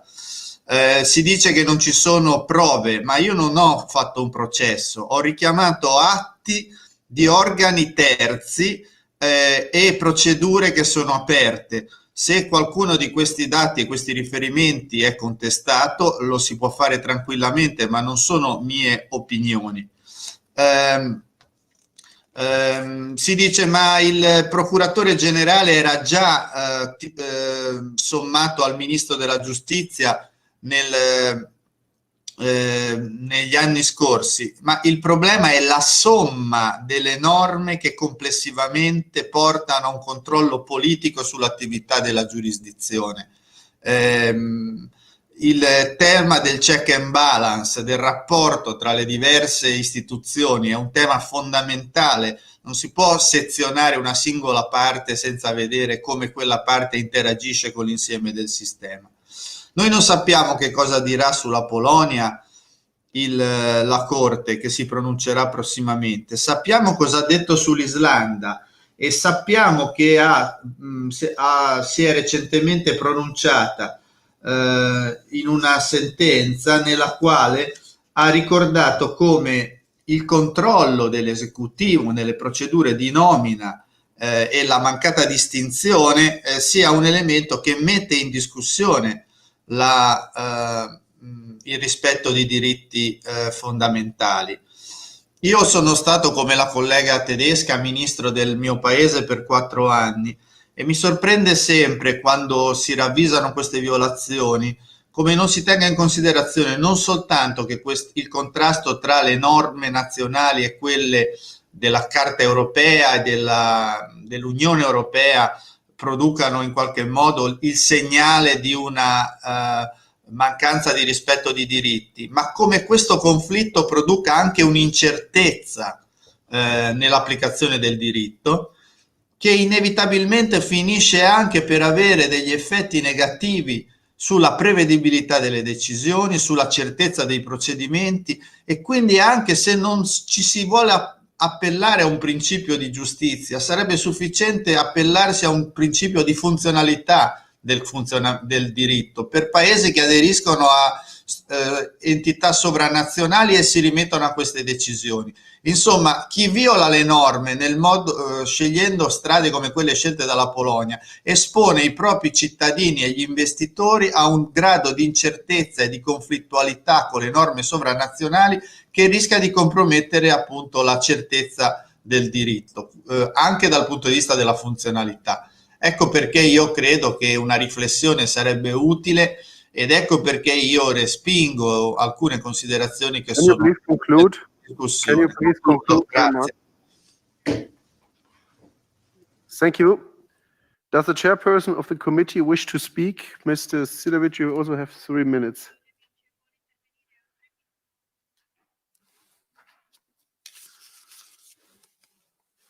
The rule of law is one of the cornerstones of modern democracy, and it is also one of the declared values of the Council of Europe. However, as politicians, we know quite well that it's very easy to declare some value. It's much more difficult to ensure implementation in practice. I very much appreciate Mr. Orlando's report because he very carefully and in-depth deals with practical aspects of implementation of the rule of law, with technicalities, if you wish. Indeed, in this debate, many speakers spoke about the natural differences in legal systems of different member states. Of course, this must be accepted and appreciated, but we should not cross the red lines when indeed the very principle of rule of law is under attack and under threat. And in my view, this report draws these red lines very clearly and accurately, and the recommendations are very clear. And with all due respect to the sovereignty, also in the field of judiciary, to historical and political differences in different states, still I urge also our colleagues from Poland and Moldova to take these recommendations seriously. No one is going to attack you out of some political reasons. We all here in the hemicycle are interested in ensuring that the rule of law prevails in all Council of Europe member states. So, dear colleagues, once again, I congratulate the rapporteur and urge you to support this report. Thank you, Mr. President. Thank you. This concludes the debate, which is closed.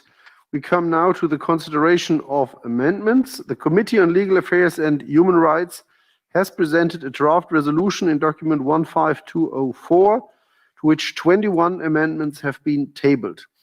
The amendments will be taken in the order in which they appear in the compendium. I remind you that speeches on amendments are limited to 1 minute. First is amendment number 6. I've been informed, if this amendment is adopted, amendment number 3 falls. I have been informed by the chairperson that amendment 6 was rejected by the committee with a 2/3 majority. Does anyone object? If so, please ask for the floor by raising your hand for those present in the chamber or via the remote system.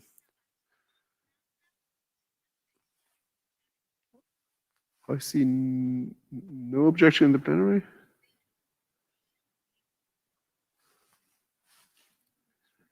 So 3 objections online, no in the plenary. So this objection does not have the support of fewer than 10 members object, and so the amendment is rejected. We come to amendment number 3. I call Mr. Schmizek to support amendment number 3. You have 1 minute. Thank you, Mr. Chair. The amendment aims to add the phrase "or" to the Polish Supreme Court, because Polish judges are harassed not only because asking preliminary questions to the Luxembourg court, but also by submitting questions, legal questions to the Supreme Court about the rule of law in Poland. So I fully support this amendment. Thank you. Thank you. Does anyone wish to speak against the amendment? No. What is your opinion of? Yes. Okay. Mr. Mulacic?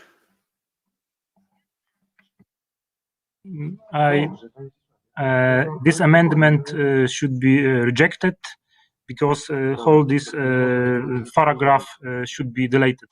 Thank you. What is the opinion of the committee on the amendment, Mr. Civilic? The committee is in favor. Thank you. I shall now put the amendment to the vote. Members present in the chamber should use the hemicycle voting system. Members participating remotely should vote using the remote voting system. The vote in the hemicycle and remote voting is now open.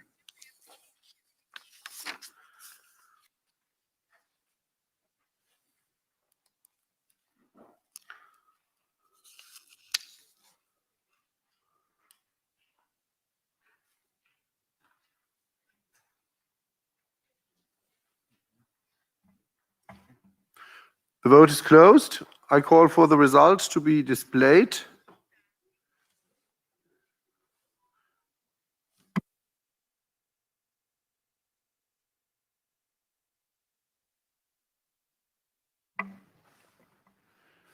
Okay, 65 in favor, 15 against, 7 abstentions. The amendment is agreed.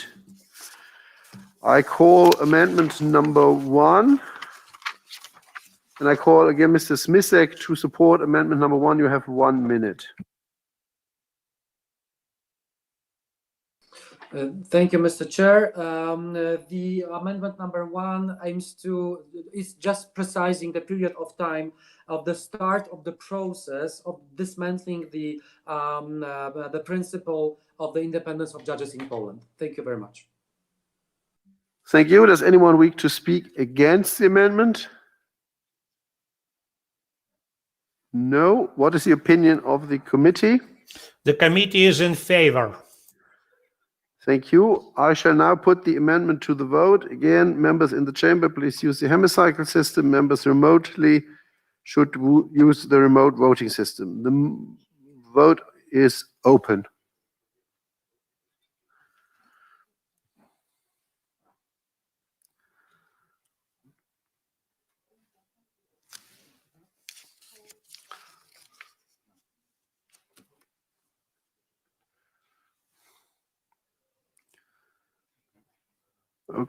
Okay.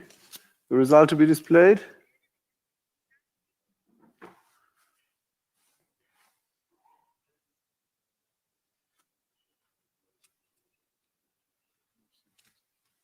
Okay.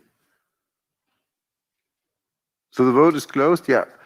74 in favor, 14 against, 6 abstentions. The amendment is agreed to. I call for amendment number 14. I have here been informed by the chairperson of the Committee on Legal Affairs and Human Rights that amendment 14 was rejected by the committee with a 2/3 majority. Does anyone object to that recommendation? If so, please ask for the floor by raising your hand for those present in the chamber or via the remote system.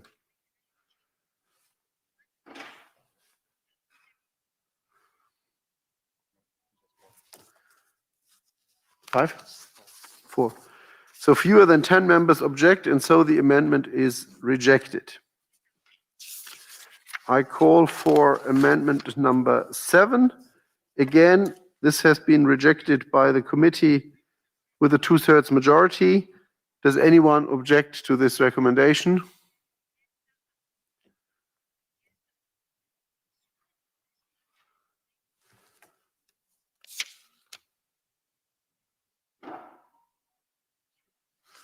Three objections. This is fewer than 10 members, so the amendment is rejected. I call for amendment number 8. Again, this has been rejected by the committee with a 2/3 majority. Are there any objections to that recommendation?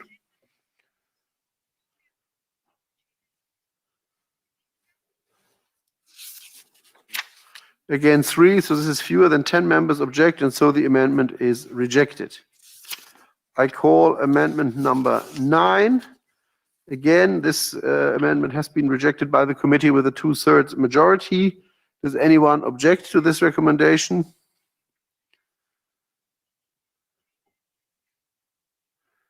Again, 3, this is fewer than 10. The amendment is rejected. I come to amendment number 10. Again, this amendment has been rejected by the committee with a 2/3 majority. Does anyone object to this recommendation?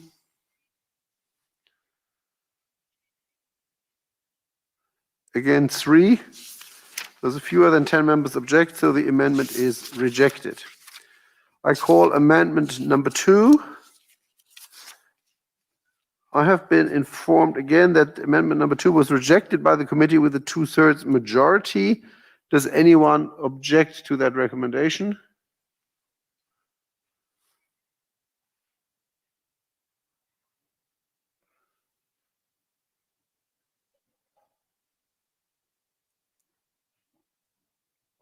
Four online, this is 5.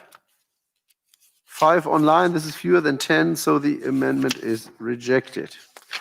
I call for amendment number 15. Again, this amendment was rejected by the committee with a 2/3 majority. Does anyone object to this recommendation?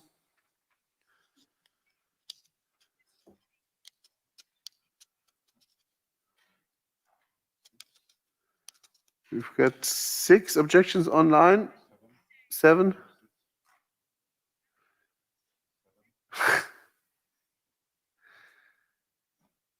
This it should be stable. 7, so this is fewer than 10. The amendment is rejected. I call for amendment number 11. Again, rejected by the committee with a 2/3 majority. Any objections to that recommendation?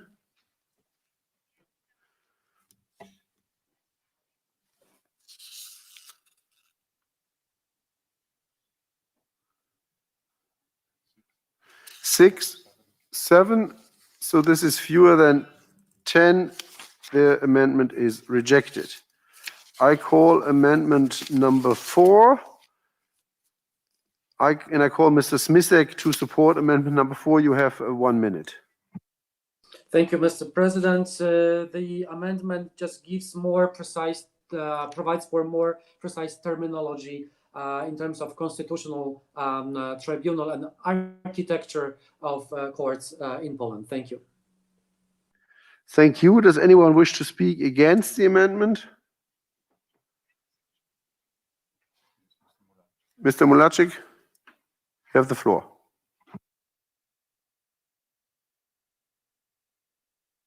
The whole paragraph should be deleted. Thank you.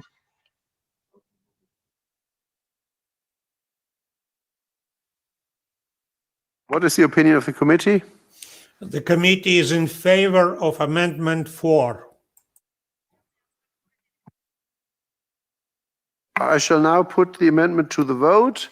Members in the chamber, please use the hemicycle system. Members participating remotely, use the remote voting system. Vote on both systems is now open.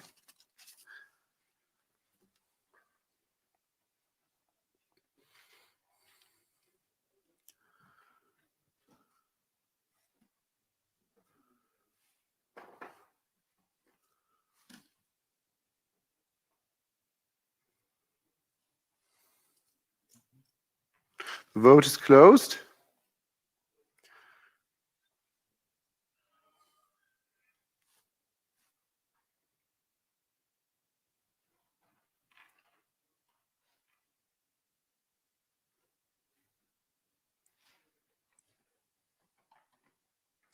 (78 in favor, 19 against, 17 abstentions). The amendment is agreed to. I call for amendment number 12. Again, I've been informed that this was rejected by the committee with a 2/3 majority. Does anyone object to that recommendation?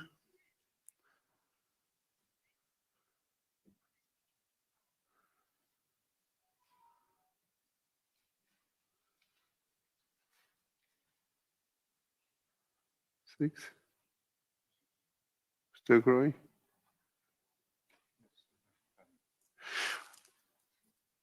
So the objection has the support of 10 members of the Assembly. So there is a valid objection, and we will now proceed to consider the amendment. I call Mr. Mulaczyk to support amendment number 12. Johan, you have 1 minute.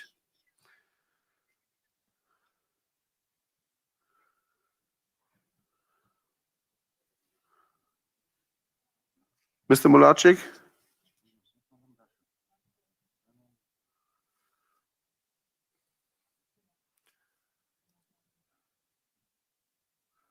Mr. Mulaczyk, you have the floor. Some technical problems. In paragraph 13, after second sentence, insert the following words. It must be noted, however, that no legal provision determining appointment of judges was broken. It is a statement of facts. There was no breach, no misapplication of any of statutory rules applicable in the procedure of appointing Supreme Court judges in 2018-2019. Moreover, then appointed Judge Ewa Stefańska had been already recommended by nomination to Supreme Court, also by the former NCJ. Thank you.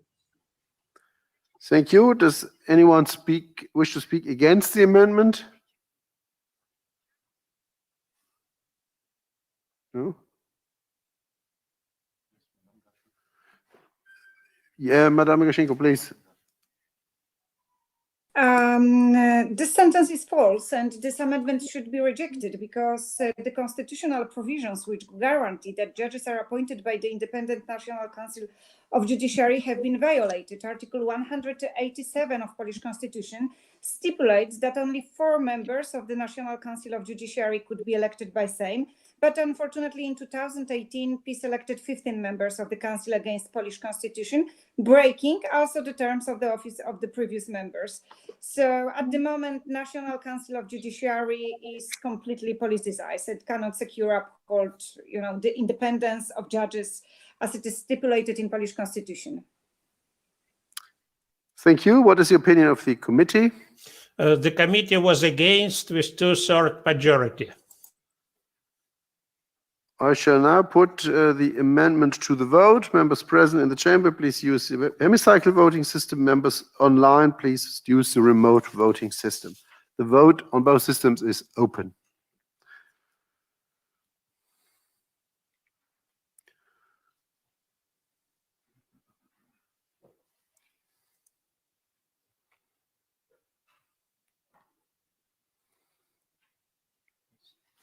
The vote is closed. I call for the result to be displayed.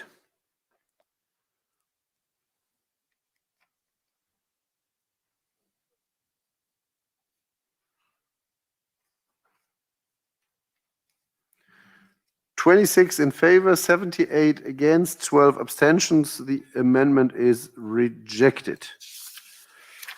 We come to amendment number 16. I call Mr. Mulaczyk to support amendment 16. You have 1 minute.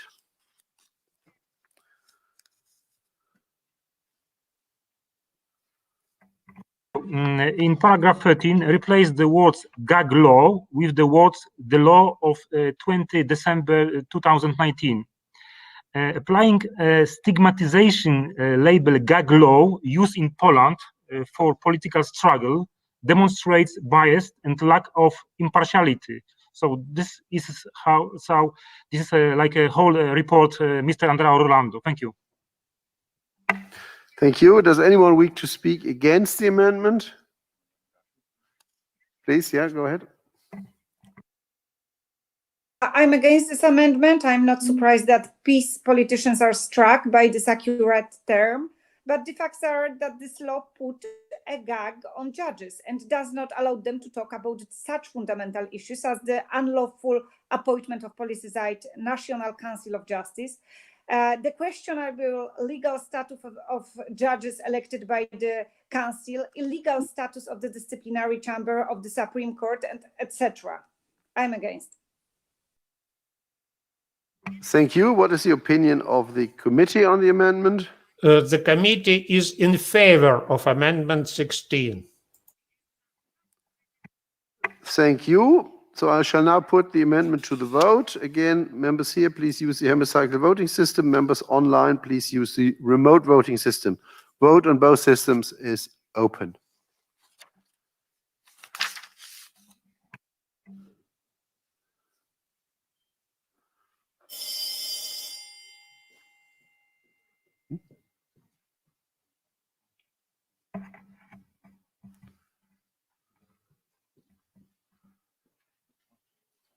Vote is closed. I call for the result to be displayed.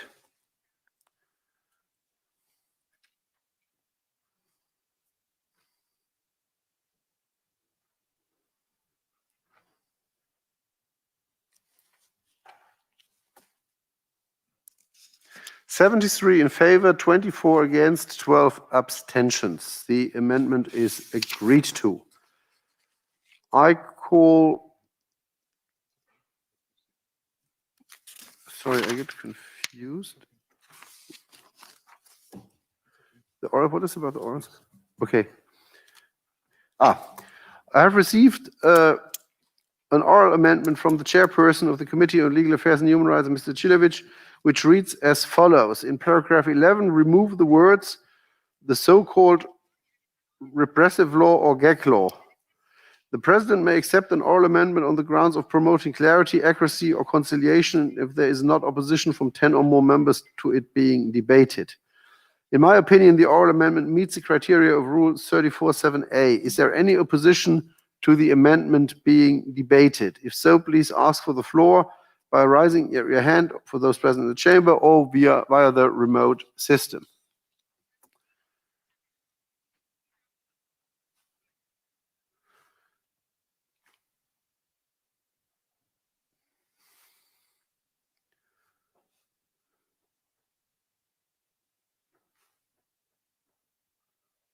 How many? 5? 6? Stable? Okay. So fewer than 10 members object. I therefore call Mr. Silovic to support the oral amendment. You have 1 minute.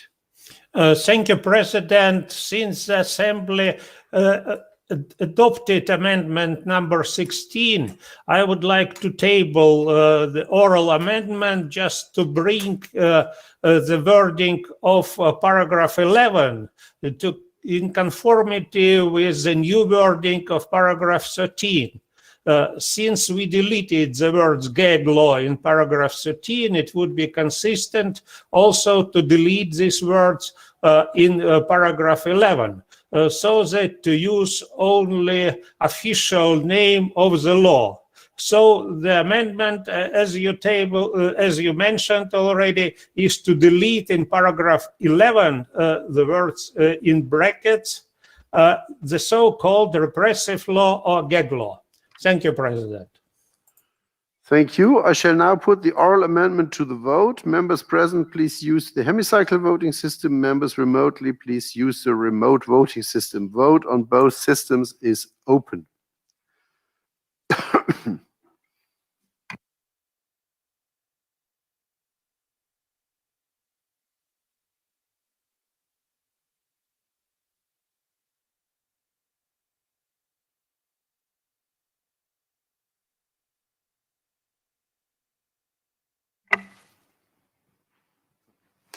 Vote is closed. I call for the results to be displayed.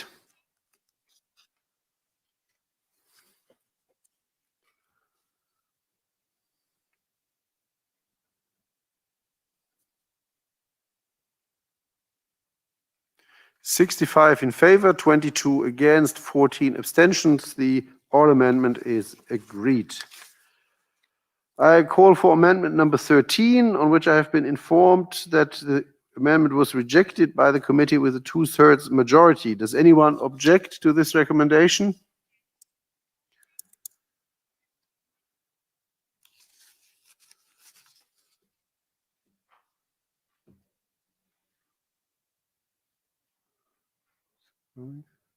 No. 9, is it stable? No. Okay. The objection has the support of 10 members of the Assembly. So there is an objection, and we will now proceed to consider the amendment. I call Mr. Mulaschik to support amendment number 13. You have 1 minute.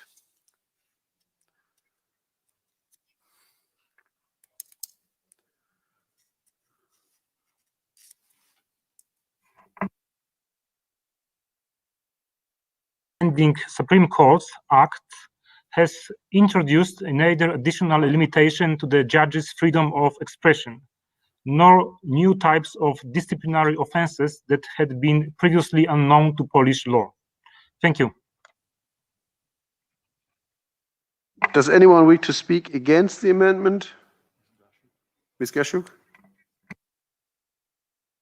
I'm against this amendment. The so-called GAG Act, which entered into force on February 14, 2020, obliged judges and prosecutors to submit a declaration of membership inter alia in associations. Information is intended to be publicly available, for example, as well, the Commissioners for Human Rights believes that the obligation threatens the privacy rights of judges and prosecutors. It is also contrary to the right to the protection of personal data. It is even a way of general lustration of the public activity of judges and prosecutors. Thank you. What is the opinion of the committee on the amendment? The committee voted against with 2/3 majority. So I shall now, thank you. I shall now put the amendment to the vote. Members in the chamber, please use the hemicycle voting system. Members participating online, please use the remote voting system. Vote is open.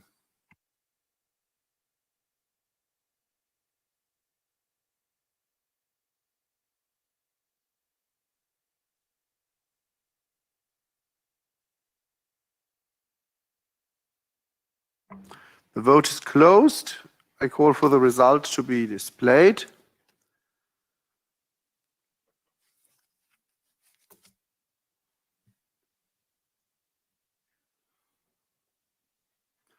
"28 in favor, 79 against, 7 abstentions. The amendment is rejected. I call for amendment number 17.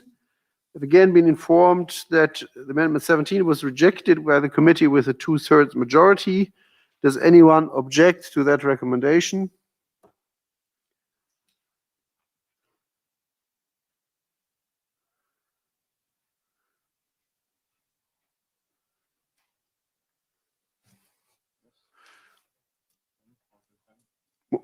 The objection has support of more than 10 members of the Assembly, please. So I'll put the... there's an objection, so we will now proceed to consider the amendment. I call Mr. Mulacic to support Amendment 17. You have 1 minute. Point 1, delete the following words.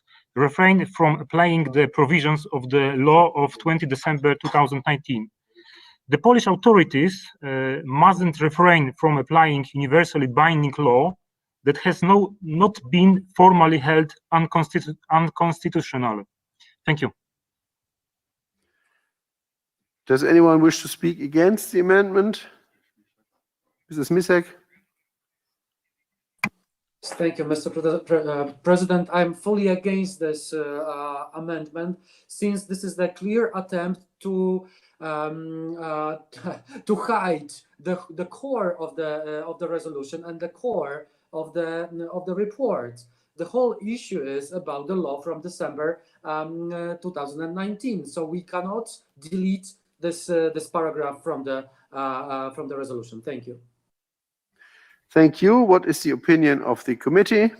The committee voted against Amendment 17 with 2/3 majority. Thank you. I shall now put the amendment to the vote in the usual way. Members here, please use the hemicycle system. Members online, please, the remote voting system. The vote is open.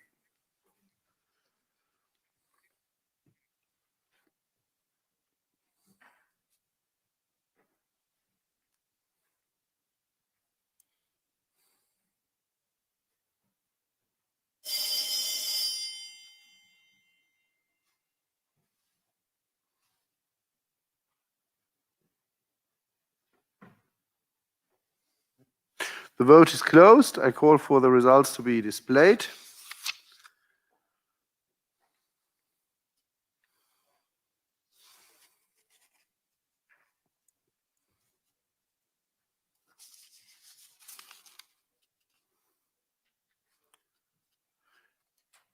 "25 in favor, 74 against, 16 abstentions. The amendment is rejected. I call for amendment number 18, and I call Mr. Mulacic to support amendment 18. You have 1 minute.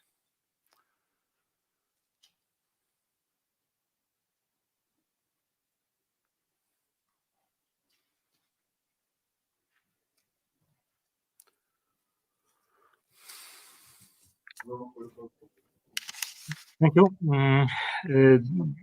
The paragraph 14.2.1 should be deleted. As it was stated above in point 3, this statement has no factual basis. The composition of NCJ is contrary neither to Polish constitution, not to the European standards. In the resolution, there are no evidence that the judges, members of NCJ, are not independent. Thank you. Does anyone wish to speak against the amendment? Madam Gaszuk? This amendment is unacceptable. This shows once again that peace goal since 2015 is to make the judiciary dependent on the power of politicians.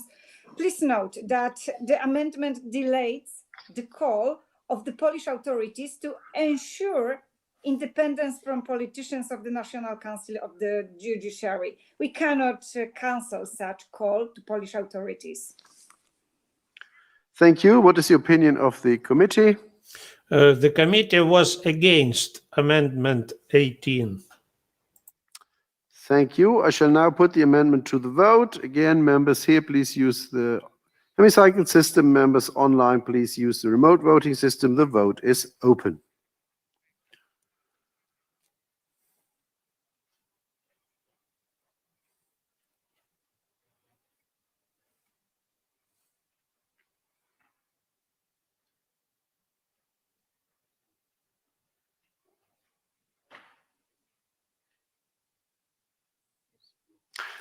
The vote is closed. Please have the result displayed.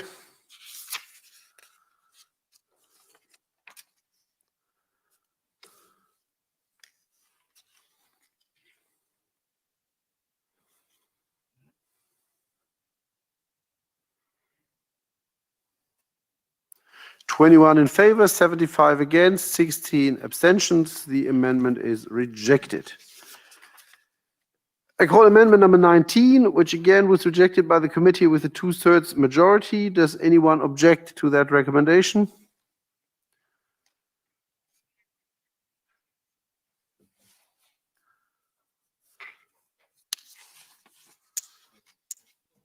More than 10? If 10 or more members object, so we will now proceed to consider the amendment. I call for Mr. Mulaschik to support amendment 19. You have 1 minute. Paragraph 14.2.2 delayed the following words: and the extraordinary control and public affairs chamber of the Supreme Court. There is no substantial difference between the status of the disciplinary chamber and the chamber of extraordinary control. The judgment of the CJEU does not apply to extraordinary control chamber. Thank you. Thank you. Does anyone wish to speak against the amendment? Mr. Smisek? Thank you, Mr. President. I'm against these amendments since there are serious legal doubts concerning the creation and composition of both chambers within the Supreme Court. Thank you so much. Thank you. What is the opinion of the committee?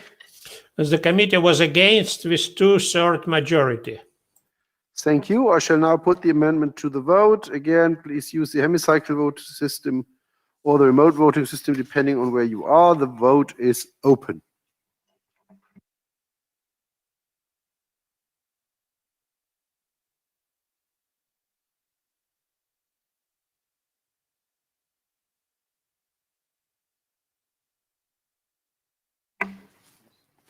The vote is closed. I call for the result to be displayed.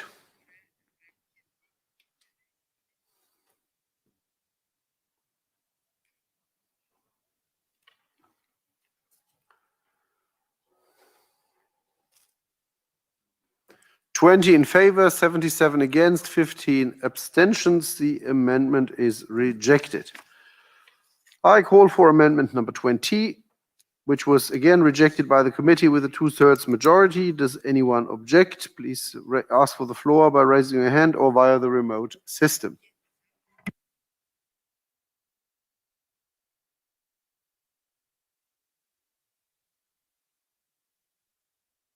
An objection by more than 10 members, so we will proceed to consider the amendment.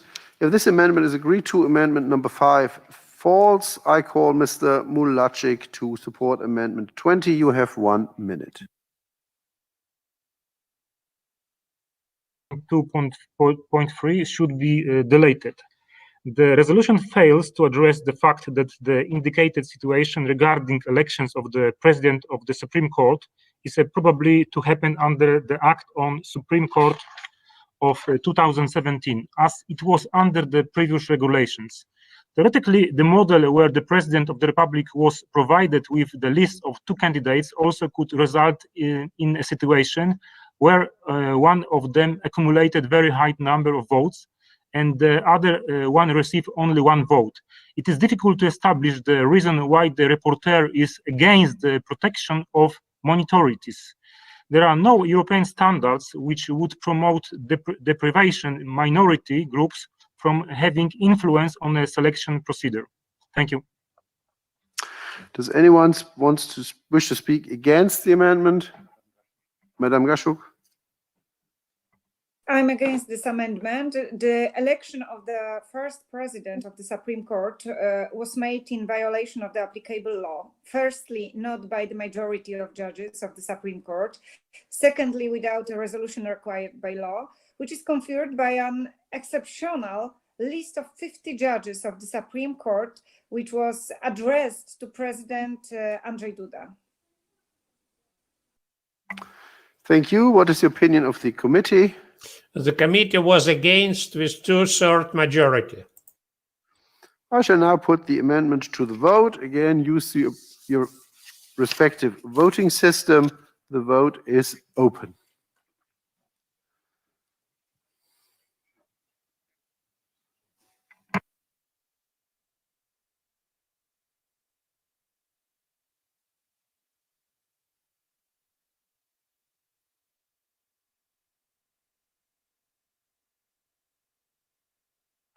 The vote is closed. I call for the results to be displayed.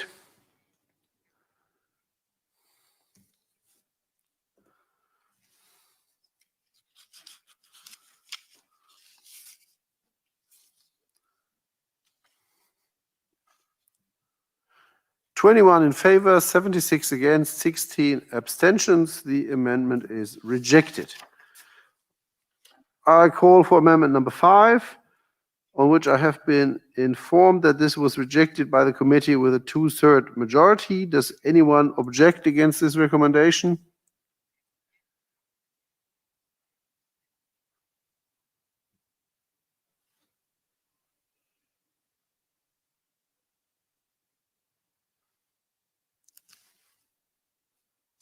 The objection does not have the support of 10 or more members of the Assembly, so the amendment is rejected. I call for amendment number 21.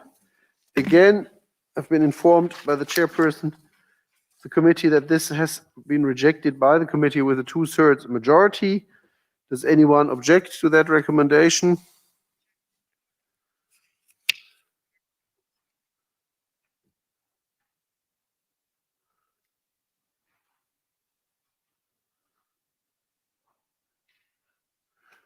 With more than 10 objections, so there is a valid objection. We now proceed to consider the amendment.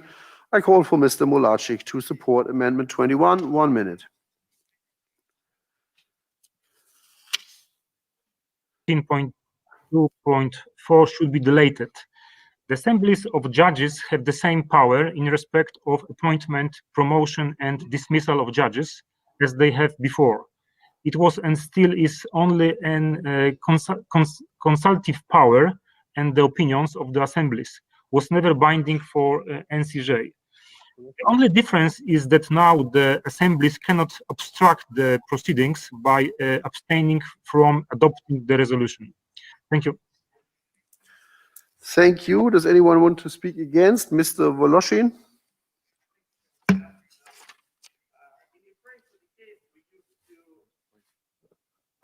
Okay, sorry, thank you. In Ukraine, for decades, we used to take Poland as a, nicknaming it as a principal advocate of Ukraine in Europe. Now it looks like Poland needs a lawyer itself. So I believe, and we strongly believe, that the so-called judiciary self-governance is a precursor to the independence of the judiciary, and the assemblies should play a crucial role in establishing the rule of law. So therefore, any attempts in this such way to limit the independence of the effectiveness of the assemblies of the judges will lead to the limiting of the independence of the judiciary. That's why I request this amendment to be rejected. Thank you. Thank you. What is the opinion of the committee? As the committee was against amendment 21 with 2/3 majority. Thank you. I shall now put the amendment to the vote. Again, use your respective voting system either in the hemicycle or online. The vote is open.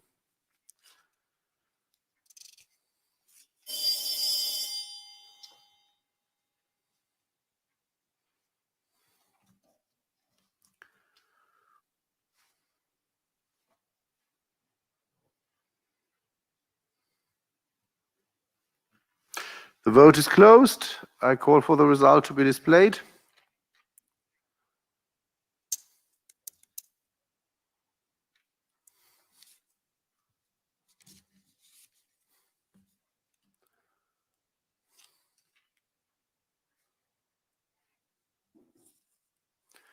20 in favor, 79 against, 14 abstention. The amendment is rejected. So we will now proceed to vote on the draft resolution contained in document 15204 as amended. Members present in the chamber should use the hemicycle voting system. Members participating online should vote using the remote voting system. The vote is open.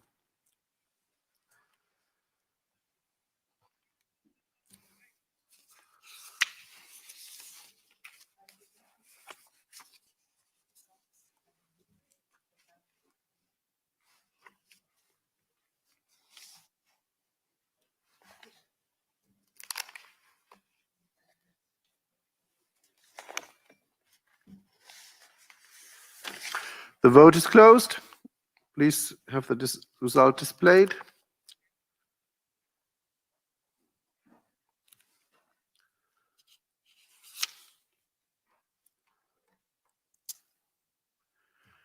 (77 in favor, 19 against, 7 abstentions). The draft resolution in document 15204 as amended is adopted. Thank you. And I remind you again that the votes are in progress to elect 2 judges to the European Court of Human Rights, the Deputy Secretary General of the Council of Europe and the Secretary General of the Parliamentary Assembly. The poll will close at 3 p.m. Those who have not yet voted may still do so by using the electronic voting system. That's the case also for those who are physically present here in Strasbourg. The Assembly will hold its next public sitting this afternoon at 4 p.m. with the agenda which was approved at the start of the part session. The sitting is adjourned.